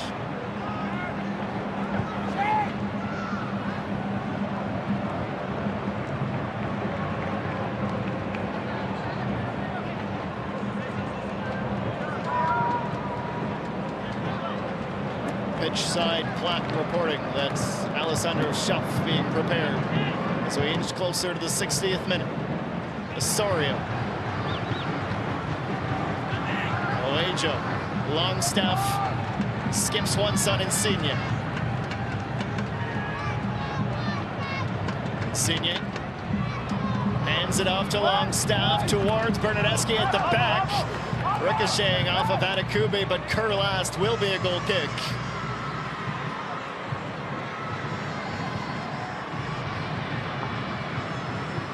Just feel at times with Insigne, just when he gets on it, it's just too slow. TFC ends up losing the rhythm and the flow of the game. It allows the Whitecap players to get set. I'd just like to see him lift the tempo a little bit.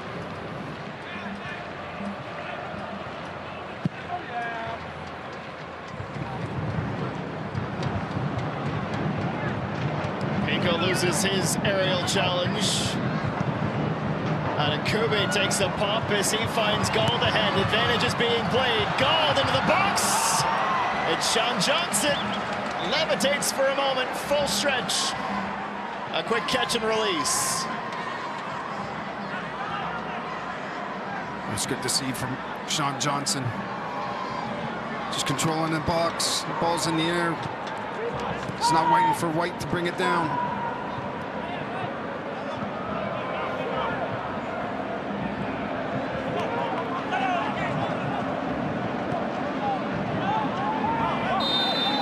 Sloppy passing-wise for TFC. Another giveaway leads to a foul, and now that substitution can't be made. The second of the evening for Vanni Sartini. Out will come Fafa Pico. For Alessandro Schopf, his 9th substitute appearance across all competitions this season. A goal and 3 assists, including the game winner against the San Jose Earthquakes. And an assist already this season against Toronto FC.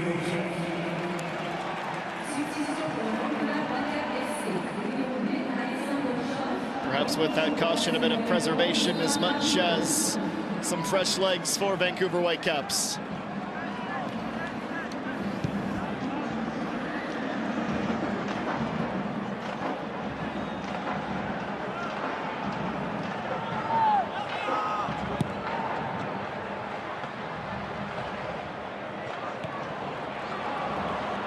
It's the right idea on the follow-up. A little heavy off the foot. Sartini continues to pace around his technical area.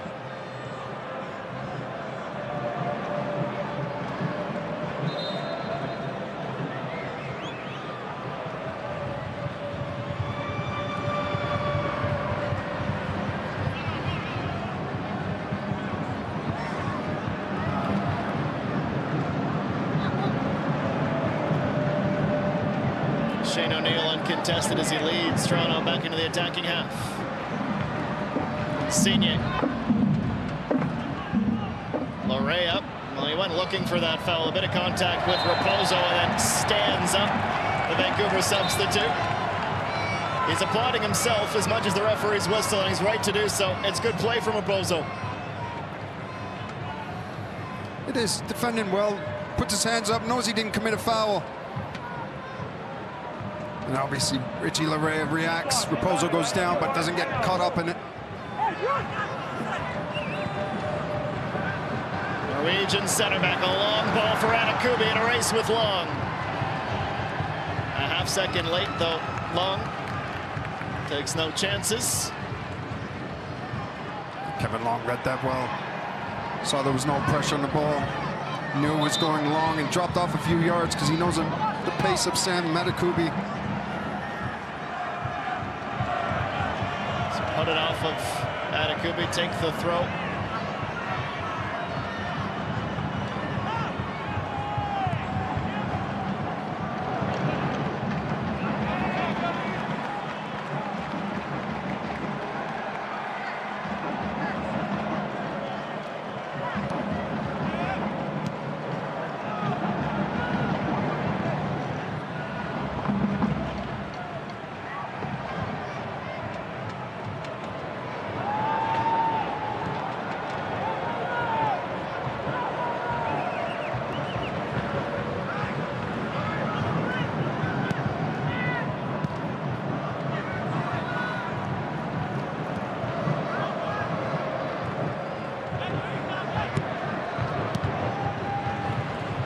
From the outside, back in Vite.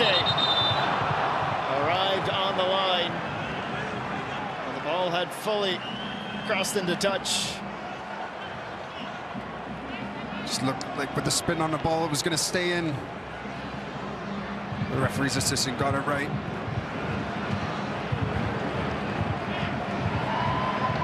Pretty solid first 63 minutes for Pedro Vite.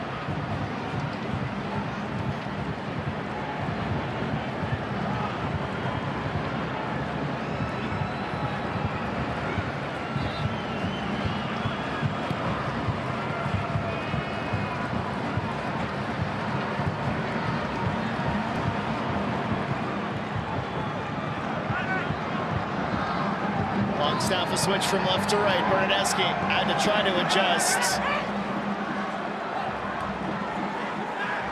Fails to get his feet settled.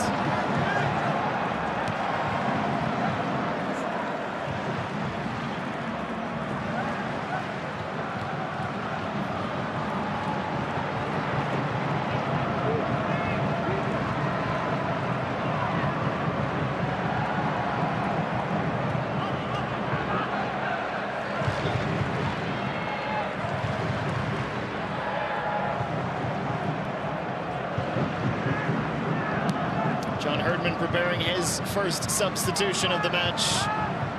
Kosi Thompson, not long from entering this match. Starting to grind to a bit of a stalemate.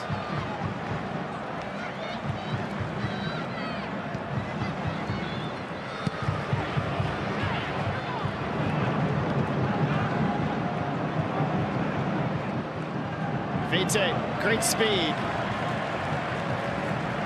Enough to harass Toronto. He thought that should have been his throw. Hustles back into position. Leads with the outside of the leg of Insigne before the football.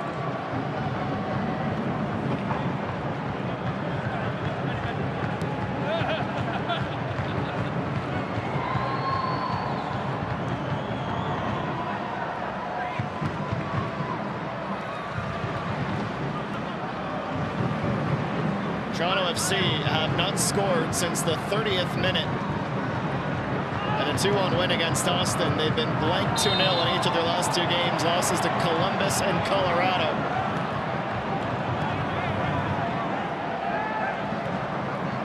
Minutes to find one here. Richie Laray is so good at drawing fouls. He's one of the best in the business. Insigne all the way to the attacking corner. Laporta watching with a close eye. Insigne can't raise that over Raposo.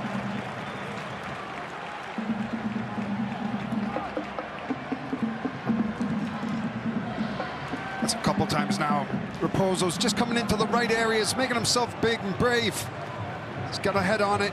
Saw it earlier when Richie Laray came inside as well. Raposo knows where to find that space to protect the goal. You can certainly see that Lorenzo Insigne is feeling something. He's hobbling a bit out there. Herdman will not want to take him out, knowing the penalties could loom. Something to watch. Bernardeschi, an outswinger. Directly to Ranko Veselinovic. Back to Bernardeschi though, Osorio. Defended by Brian White. Bernardeschi hangs it high. It's over the head of Kerr, and Laporta will take it in stride. Too far in front of Atakubi. Larea intervenes.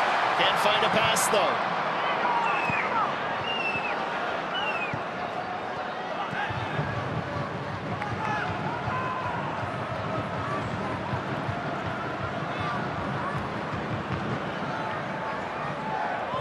See, Prince Owusu has been added for the next stoppage of play.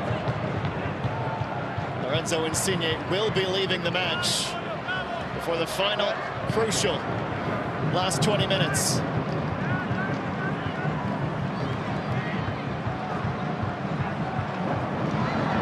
Larea leaves a pop-in on Atakubi. The two compatriots have gone at it multiple times this evening, and Sam is about ready to see the yellow card brandished.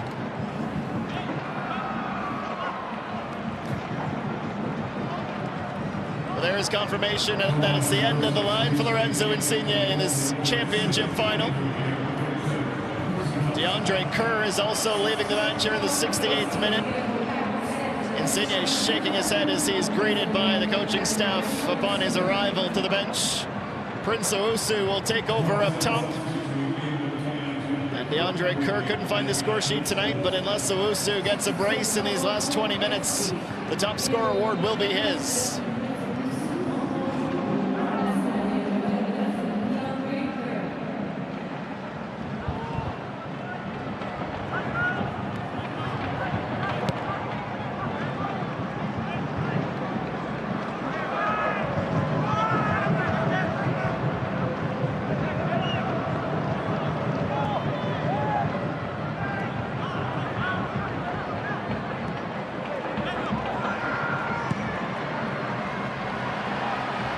Service into the box, Gold.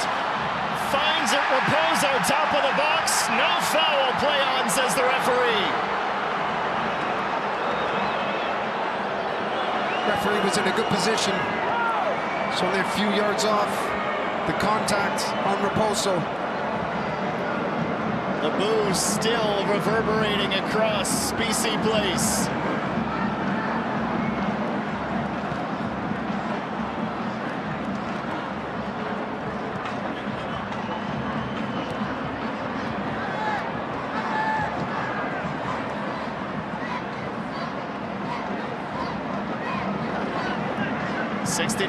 Down. Who will be this year's hero?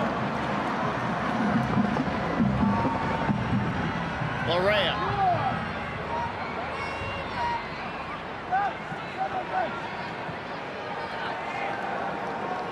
Coelho. Thompson. Thompson over. Can't find Osorio. The steal by Raposo. Long searching ball. White was the closest player too, but Kevin Long understands the assignment. Keep number 24 out of this game. Kevin Long's been good reading those long balls, looking to go in over top. He's got good positional awareness.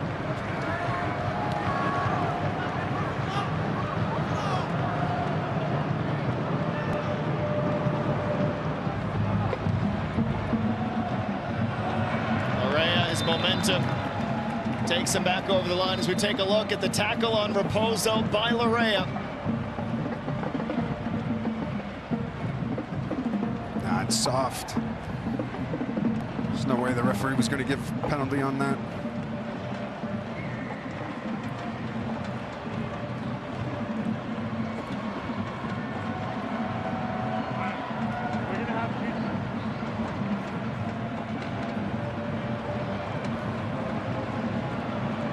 An impromptu hydration break as T.F.C. comes over. Herdman going over tactics as Kevin Long was being attended on the pitch.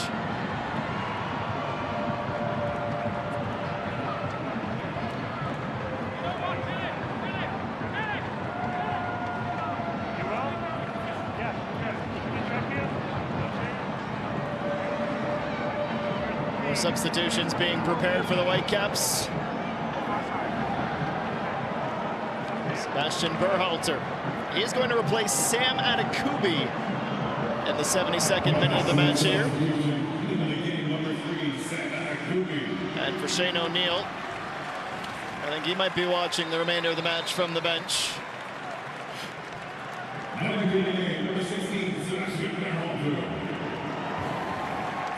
Wearing Sigurd Rosted and now seeing Sigurd Rosted. That's 2 windows apiece. As O'Neill,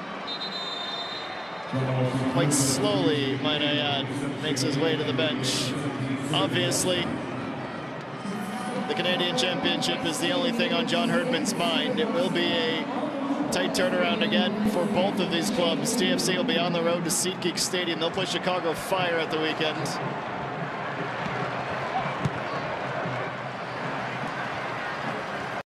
Rosted immediately needed. Back to Johnson.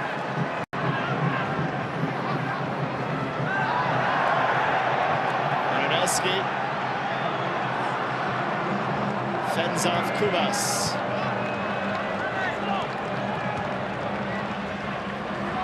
Next up in league play for Vancouver Whitecaps, a Cascadia clash. Portland Timbers in town.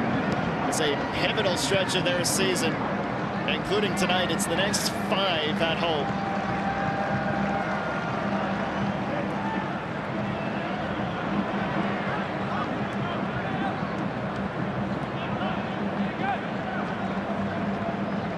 One of the interesting takeaways from my conversation, or our conversation, I should say, Jimmy, with Manny Sartini yesterday, was just speaking of the growth of the group and how he says he knew in the past he had a good team.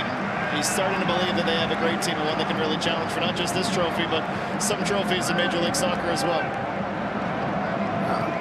You got to give the Whitecaps credit. They had built a very good squad. They got the right players in to make them compete. And I think if they can just get a few more in, I think they could be a contender.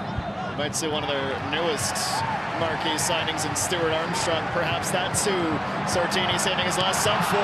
Will it be coming into a 0-0 game, though, as Gold breaking in behind the last defenders, and his cross was just and only just handled by the T.F.C. backline.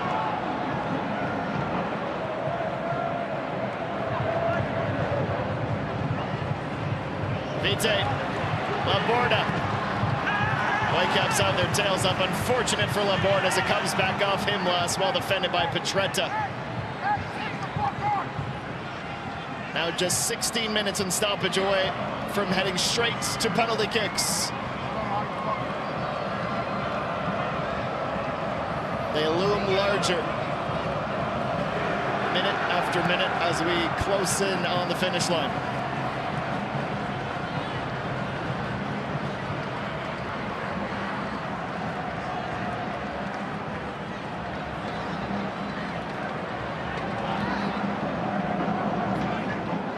Sigurd Rosted slightly in behind Thompson. It's an easy takeaway for Vancouver. Now Sebastian Berhalter for Brian White. Closely guarded by Petretta. Sorio comes back to help defend as well.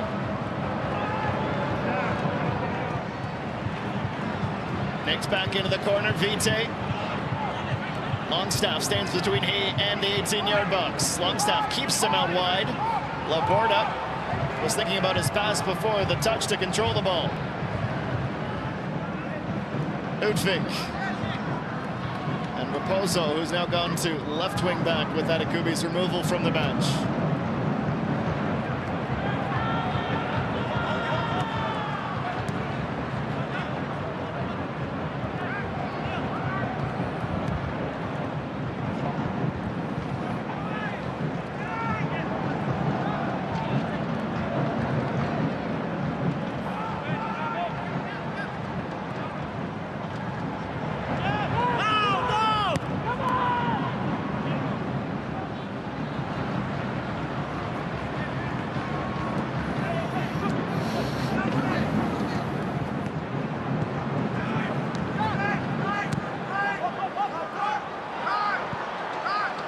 Jimmy, you've won this competition as a player, a coach, and in the front office. What's starting to go through all of those different people's minds right now? 15 minutes to go, scoreless in the Canadian Championship final. Well, you're desperate to get a goal. You never want to go into penalty shots. But at the same time, you can't take too much of a risk.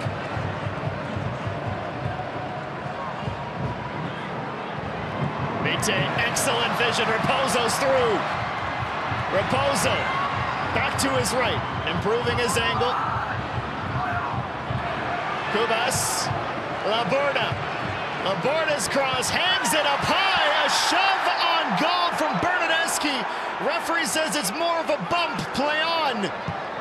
Raposo now straight to Rosted and headed out of the box.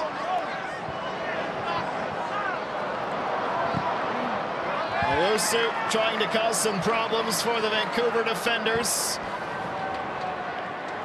Surely Sartini thought that might have been one of the moments.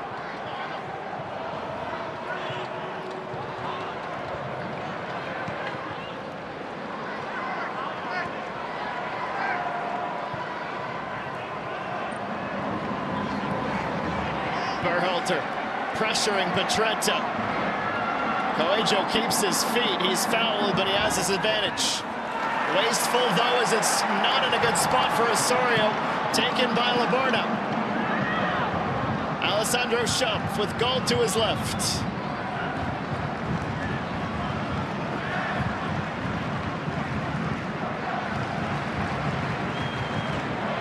Settling in very nicely, these Vancouver Whitecaps.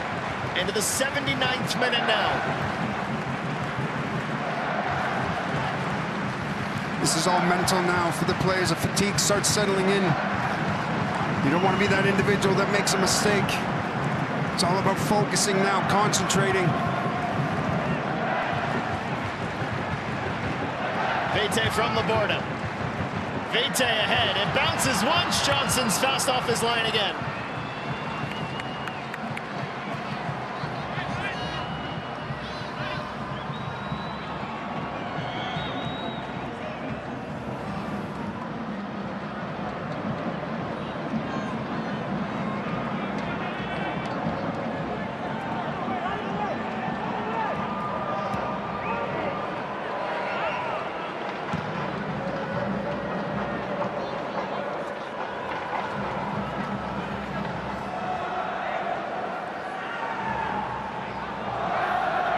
This is Matty Longstaff.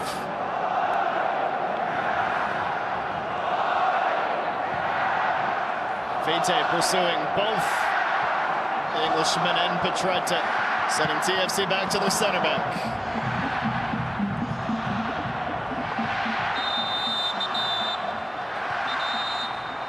Clash of heads. Rosted is down and will need a moment.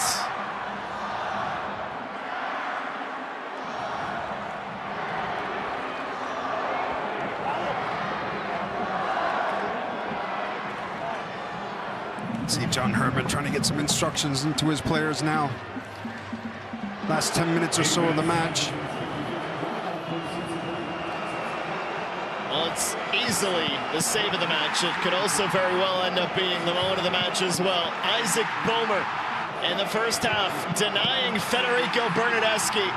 You can see everyone in the stands on their feet as Boehmer has kept this a 0-0 match. He's been bright tonight. The All-State save of the match for Isaac Boehmer.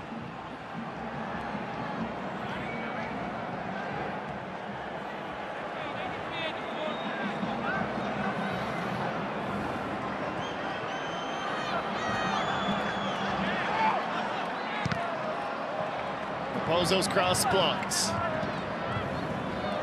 Ends up with Kubas. Vite. Berhalter in towards the spot. White not far away. Owusu trying to hold off Kubas. Opposing German does so.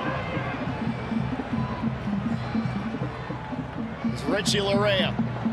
Larea gliding. Richie Larea will shoot. It's blocked by Laborda.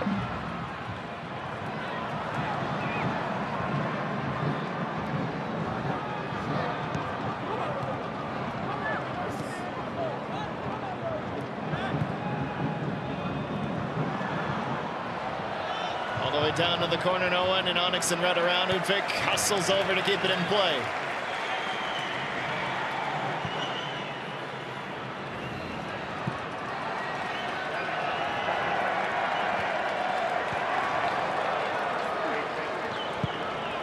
Davy Flores looks to be the final substitution for John Herdman.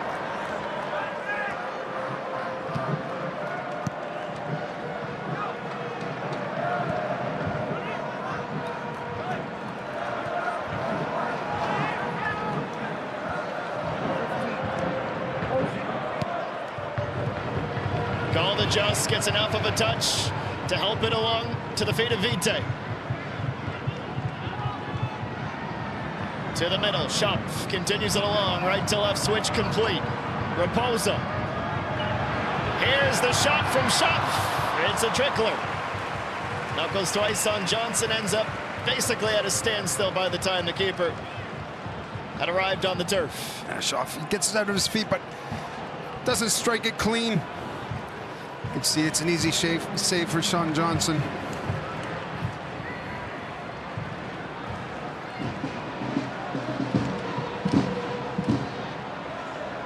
Supporters are ready for a goal. Certainly the Southsiders ready to erupt.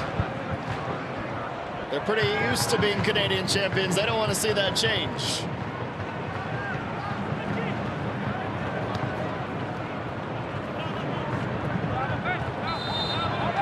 Orea, he wins a foul, parks the ball, passes the ball as the Reds go back to work.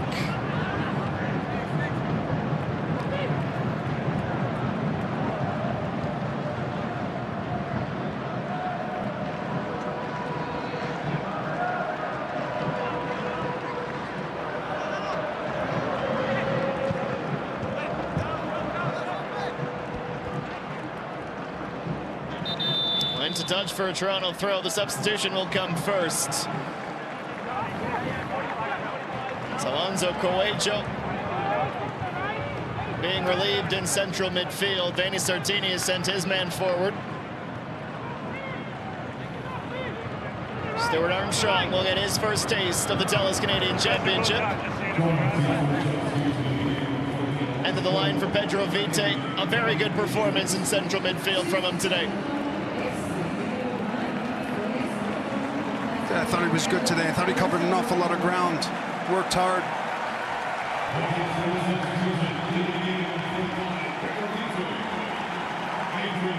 And we'll see what Armstrong brings to this match. Vanni speaks very highly of him. He's delighted that he has him in a Whitecaps jersey now. Said even in training, you could just see the standards lifted. He'll try to get a hold of this game and get settled in real quick. He doesn't have much time left.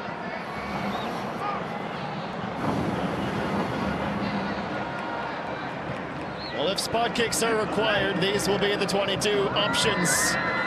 All windows exhausted for Vanni Sartini and John Herdman.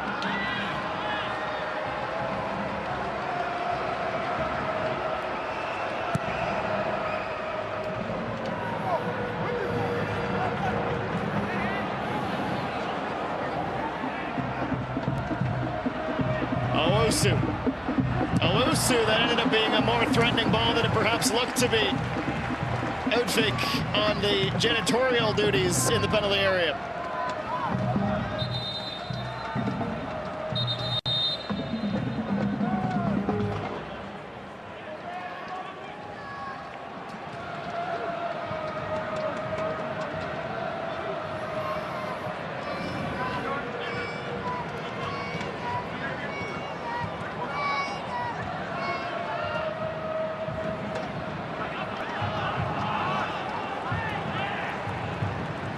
Vancouver defensive perspective, it's becoming a frustrating little spell here for Toronto FC as Larea works his way into the penalty area. Flores, his first shot is blocked by the captain, Golds. What a block that was by Gold. You love seeing that striker, captain, making that effort to block it. Bernardeschi with, quite frankly, an atrocious cross. He changed his mind halfway through, swinging his foot through it. Doesn't end up costing T.F.C. as Longstaff was in the right place at the right time.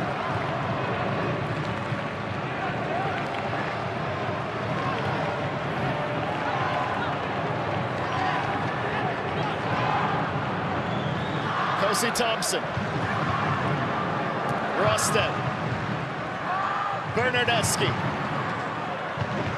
Bernardeschi looking for some magic, trying to knuckle that under the crossbar, but Bomer answers the call again. He's got such a great strike. He loves coming inside, gets us half a yard, wraps his foot around it. I've seen it many times when he does come in and puts in that top corner. The dip on that ball at the very end. Well played by Bomer, who will need to be sharp once more. For Toronto FC, corner number 6 of the match. Eagle-eyed referee Dr. Baudouin keeping everything in order in the box. Bernardeschi is told it's on him. Another outswinger from the Italian, just over the head of the center back long.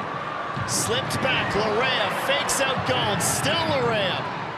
Osorio, Bernardeschi, a touch towards the line, and it's wasteful overall.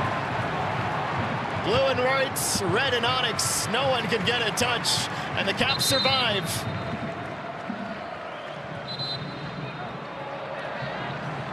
You could see what he was trying to do, just lift it. Just didn't get into that far post, but he overhit it. These crunch time minutes. Toronto's MVP from 2024 for many. Trying to be involved, whether he's the goal scorer or the distributor. That's what's at stake, along with the gold medals and the other awards that will be presented at full time. Top scorer, the best young Canadian player, and the George Gross Memorial Trophy.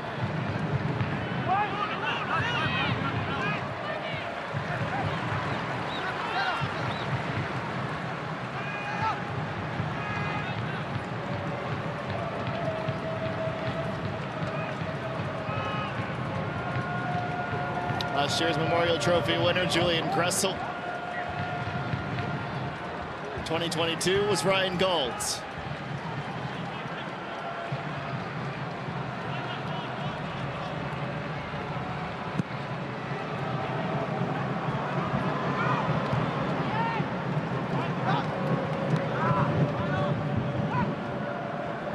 This is Owusu.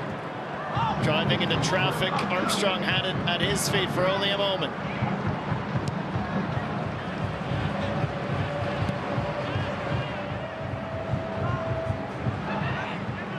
The 90th minute of the TELUS Canadian Championship final. Adam Jenkins, Jimmy Brennan with you here on One Soccer. Do not change the channel. Richie Larea is in. Vasiljevic nicks it over the line. The referee makes sure that there is no touch off a TFC player. The Caps will argue whether or not they truly believe it. We're into stoppage time now.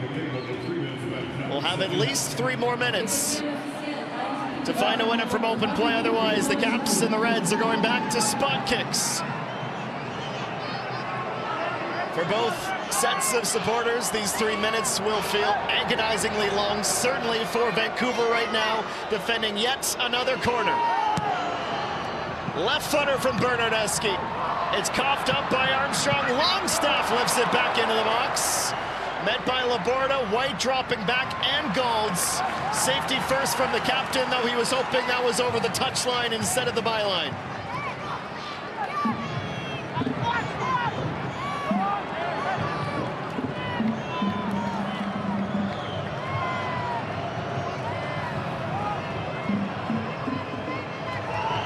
Bernardeschi to the near post. Longstaff fumbles it, but is able to find Bernardeschi once more. Defended by Gauld, who goes to ground, chested down. Longstaff for Bernardeschi, looking for a winner. A blast off the chest of Bomer. He's unflappable tonight. What a save from Bomer. Just makes himself big. Make sure he covers that near post. Comes off his chest. See it often when the keeper already makes a move or he gets down low. He was big and brave, Bomer. Halfway through stoppage time, Bernardeschi, it's a decent ball, but Uvik was ready. A brilliant, albeit tense stand for the Whitecaps as Larea drives around the edges.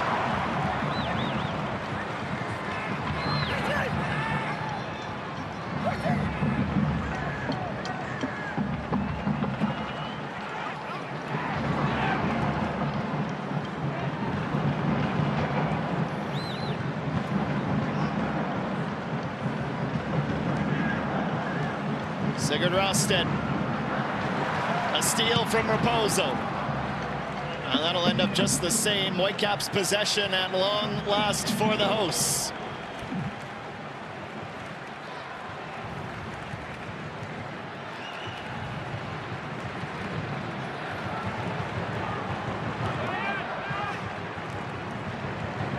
They've made their substitutions.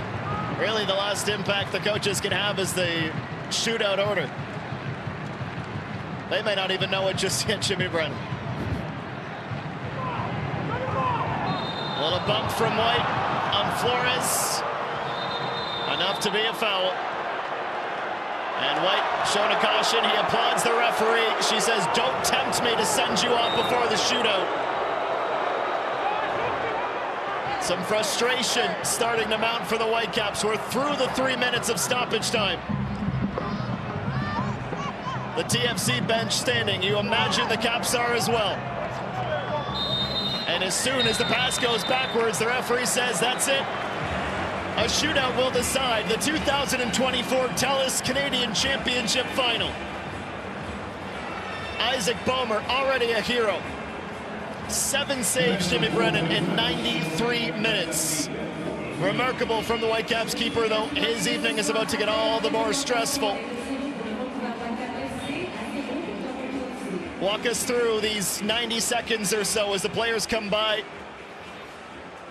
I know you and I have spoken about this in the past. Sometimes they're saying who's confident, who wants one. Let the play, especially at this level, let the players more or less decide. But what is going through? What are these conversations right now? And the players are coming in. They'll have a little drink, get what they need. Sometimes the coaching staff will have players already in place of who's going to take the penalties. And then other managers will look around and say, okay, who's up for this? Who's confident enough to be 12 yards out and put the ball in the back of the net?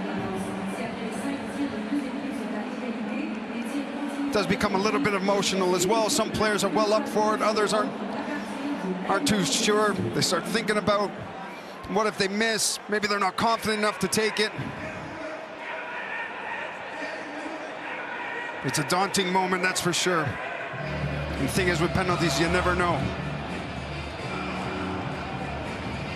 July 26th, 2022, in front of 24,000 at BC Place.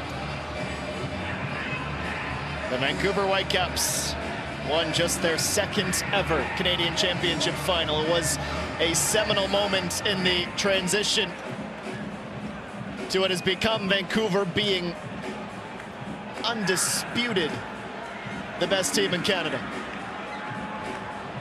It took penalties. All 5 shooters for the Caps that day scored. Gold, White, Gressel, Kubas, and Blackman.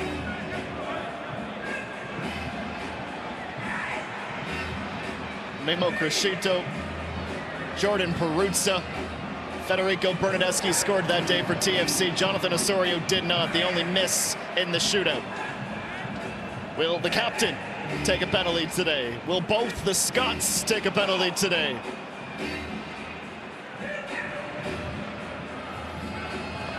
I have a feeling we know what Benny Sartini is saying right now, Jimmy Brennan. You have a chance to be 3-time defending champions. Go out and take what they will believe is rightfully theirs. Yeah, of course. He's telling the players now just to believe in yourselves. Be confident when you step up to take that penalty. The other thing is, too, throughout the week, the goalkeeper coach and the goalkeepers, they'll be going over these. Certain players, what side they like to go to on penalties. That plays a huge role, the goalkeeping coach, in these situations as well, just to inform the goalkeeper which way a certain player has a tendency to go.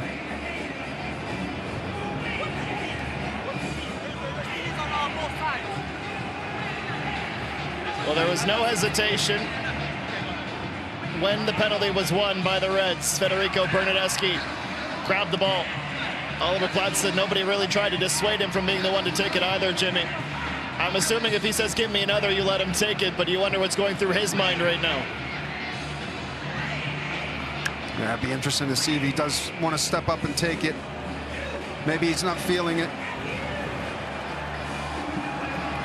Well, the coin toss between Gold and Osorio has been made. Vancouver will be taking the first penalty. Sean Johnson and Isaac Boehmer will stride over to the goal that they will share. It'll be a battle of may the best keeper win.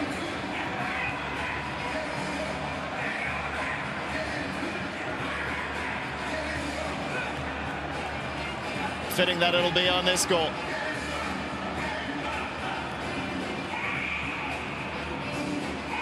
Richie Laret has been on some of the biggest stages in world football. You could feel the tension. You could cut it with a knife. It'll be Ryan Gold to go first, it appears. Chris Wadham, Dr. Baudouin going over the rules for the goalkeepers. Stay on your line, not too many antics, yada, yada, yada. They've heard it all before, but it is worth repeating.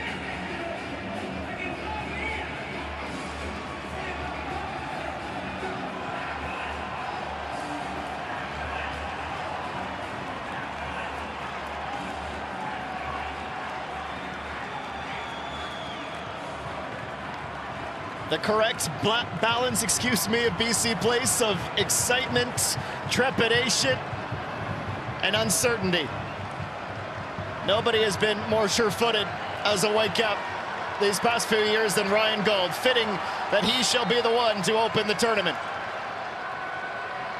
Ryan Gold steps up and delivers. 1-0 for the hosts.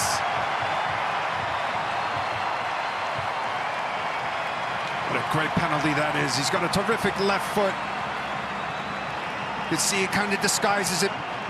Sends Sean Johnson to his right. Ends up going down the middle.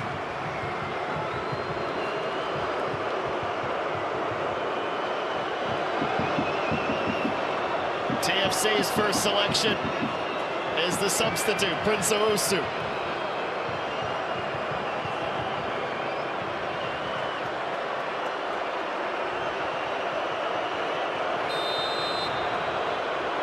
His first penalty for T.F.C. Another left footer. A stutter, and just deposits that calmly into the corner and shushes the supporters. Good penalty, just comes up. That little stutter step there. As soon as that happens, Boehmer makes his first move. Owusu can just pass it into the back of the net quite comfortably.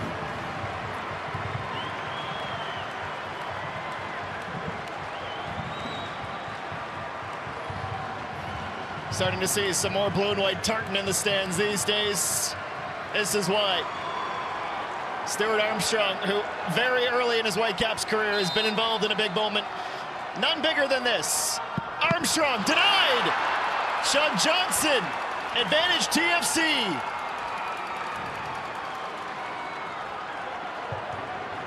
Just didn't look too confident, did he, running up to it? Head was down, wasn't a great penalty at all. Actually becomes an easy save for Sean Johnson. Matty Longstaff. He goes 2 for 2. It will be Toronto's to lose.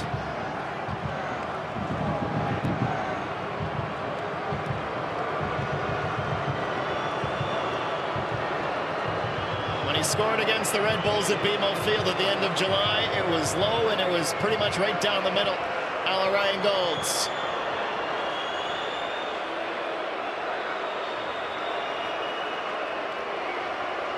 So Tini's has taken his seat. There will be no doubt what happens. You'll hear it, either a roar or a disappointed hush. Longstaff with speed. Longstaff off the crossbar. Matty Longstaff misses. And the advantage is fumbled.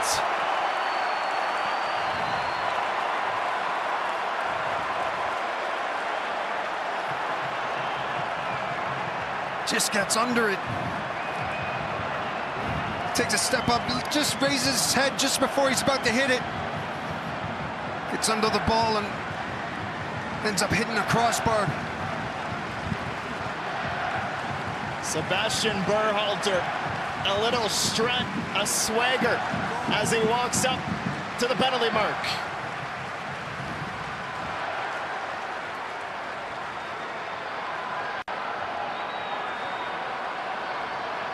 Methodical.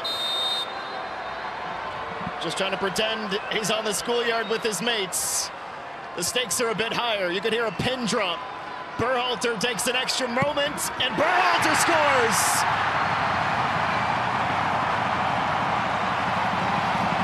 I like that with Berhalter.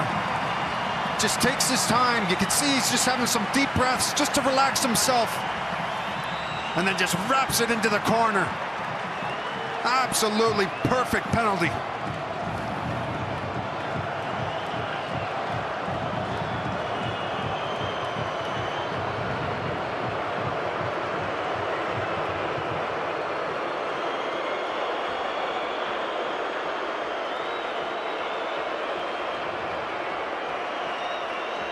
Bomer a save, Longstaff a miss.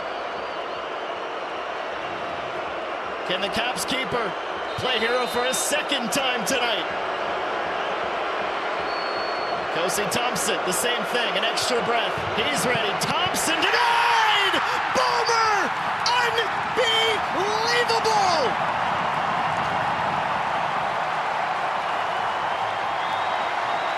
Twice is right for Vancouver Whitecaps backup keeper. He's playing like a #1 tonight. Another great save. Goes at the right time as well. As soon as the ball is made, he's on his way. What a save. So to round 4 we go. 2-1, the Vancouver Whitecaps lead.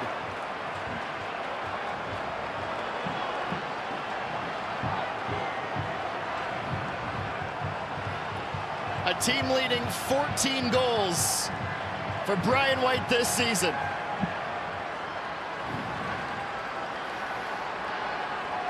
The U.S. international could just about put one hand on the Voyageurs Cup for the Caps. Johnson's ready, White is ready, and White scores! 3-1 to the hosts in their quest for their 3rd Canadian championship in a row. The confidence with Brian White.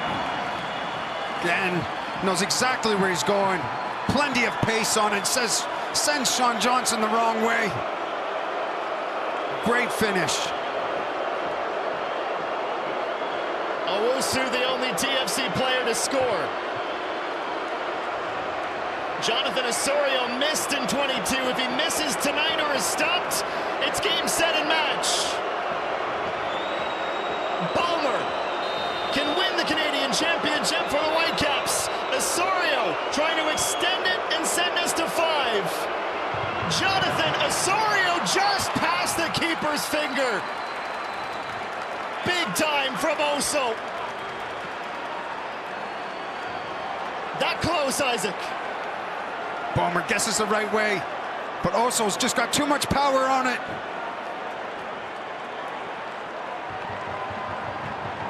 Foot down, and Balmer would have saved it, but just hit it at a perfect height with power.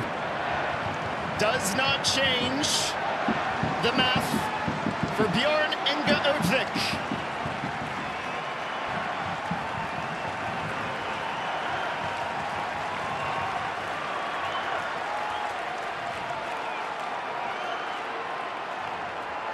The Norwegian center back, in his first Canadian Championship, can win the Voyageurs Cup for the Vancouver Whitecaps. Udvik scores! It's 3! Vancouver Whitecaps successfully defend their Canadian Championship reign! The second time in 3 seasons that the Vancouver Whitecaps defeat Toronto FC on penalties. And Jimmy Brennan, they will once again be lifting the Voyageurs Cup. They are your 2024 TELUS Canadian Champions.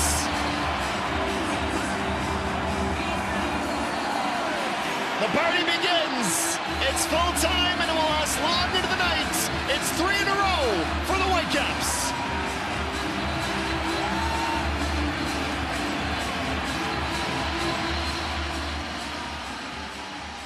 Celebrations inside BC Place as the three-peat is complete.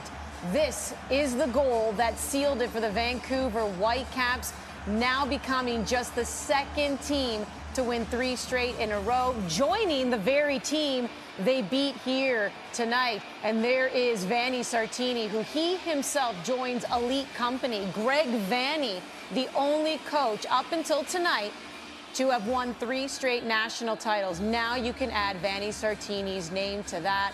A dejection by Toronto FC, who had a stellar game. They were on the front foot for most of the night here, but it does get decided by pens. Andy Petrillo, Gareth Wheeler, Jordan Wilson with you. What a ride we were taking on tonight. A wonderful game of football, which was an epic struggle for the Vancouver Whitecaps. Look, Toronto FC just not quite clinical enough. They had to finish their chances. 15 shots, 7 on target. Isaac Boehmer, the star performance, the young Canadian goalkeeper for the Vancouver Whitecaps. Sartini is going to be partying long into the night. But the other manager, John Herdman's going to think, missed opportunity. How did we not win that? Especially since, Jordan, in that first half, Toronto FC awarded a penalty kick. This one has to sting if you're a Toronto FC fan, if you're a Toronto FC player, because there was enough in this match for this team where they felt like they could get over the line wheels. I mean, you're looking at Longstaff there. I thought he had an excellent game. Osorio, they were pushing. So there's more than enough for this squad. He's dejected. What's curious to me is that Bernadeschi was the choice to take the penalty in the first half, where I thought Insigne should have taken it. I mean, Bernadeschi's missed all 3 penalties that he's taken this season, yet he doesn't step up and be in one of the first 4 shooters to take one in the penalty shootout. You'd think that Bernadeschi, if he's confident enough to step up during the 90, that he would have grabbed the ball and been in the top 4 like the 5th shooter. You might not even get to it if he was the 5th shooter to take one. I'm surprised that he wasn't one of the first 4 shooters to step up and take one come pens.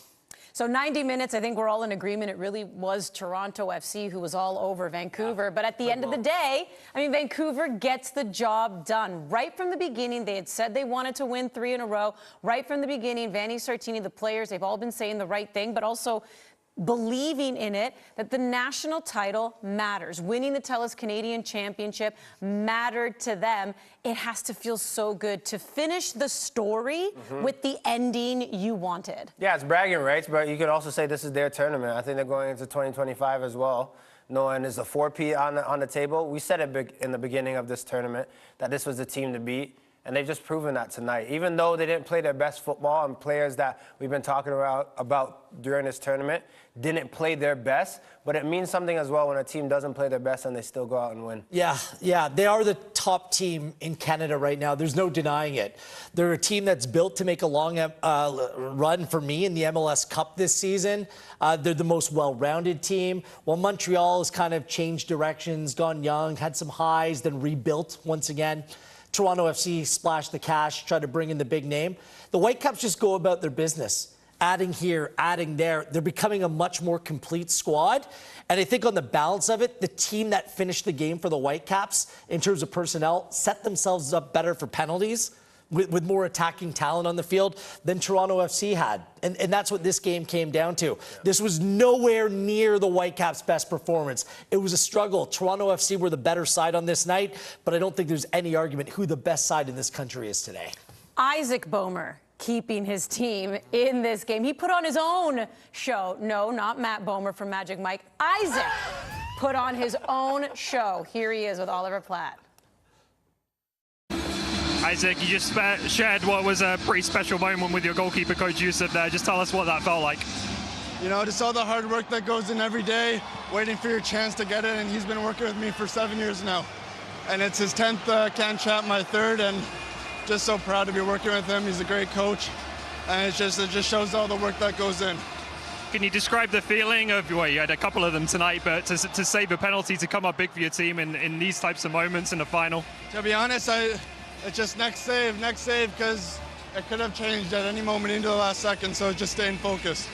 Did you feel any pressure coming in tonight? It's a position that can be cruel at times, and in a game like this, it must have felt like a weight. That's goalkeeping for you. It's pressure moments, and you just got to live up to it. 3 in a row now for this team. What can you just say about this group? Relentless. We always want more. Hungry, hungry, hungry. How are you going to celebrate this one? With my boys. Congratulations, Isaac. Enjoy it. Thank you.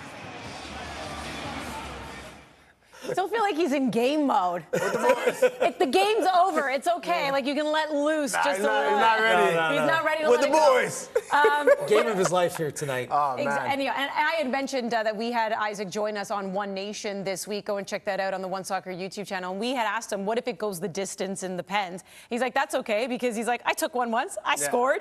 He was ready. He's perfect. He's perfect. He one was for ready. one. But it's okay. It didn't need to go to that because he was coming up with some big saves. And that wasn't just, obviously, in the penalty kicks near the end there, Wheels. This was, like I mentioned, in that first half, having to stop Bernadeschi as well. And even in the first, 30 seconds, having to come up with a big save. He's the number 2 goalkeeper for now with the Vancouver Whitecaps. But Vanni Sartini trusted him in this competition from the get-go. He was consistently good throughout this competition. Remember, a former backup with Pacific FC in the Canadian Premier League. He has grown. He's gone step by step over the course of his professional career. And tonight, I loved how Vanni Sartini said in the opening interview with Oliver Platt, said, Boehmer's playing tonight because he's good enough. Not because of a Canadian roster rule in this competition, because he's good enough, and he just put on a display. He was the best player on the field for either side. He was the true difference maker, saving the penalty in regular time, but he was composed throughout. He's a big goalkeeper, Jordan, and he stood his ground. I don't think he was drawn out of position at all. It was just a really good performance by yet another really good young Canadian goalkeeper. Locked in, 22 years of age. And you could see this is not a fluke. This is a guy that's prepared for this moment. Wheels, Andy, you know I love a feel-good story. And someone who is from Vancouver, from BC, gets to play at BC Place, steps up, stands on his head. This is what this tournament is about, the Canadian Championship. A kid that is playing for his boyhood club. Look at this. Pointing to the fans, getting the ice dumped on him.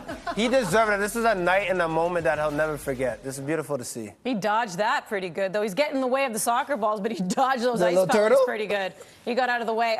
It is special. CPL title and 3 national titles. It's not a bad trophy case already. That he's already 22. And he's 22. Yeah. Dare I say, we're about to find out. We're sticking around for this, but does he get also the Best Young Canadian Player award here? It's a U23 award. He could very easily get that. That's what's going to be handed out, obviously, shortly here before we see the trophy presentation.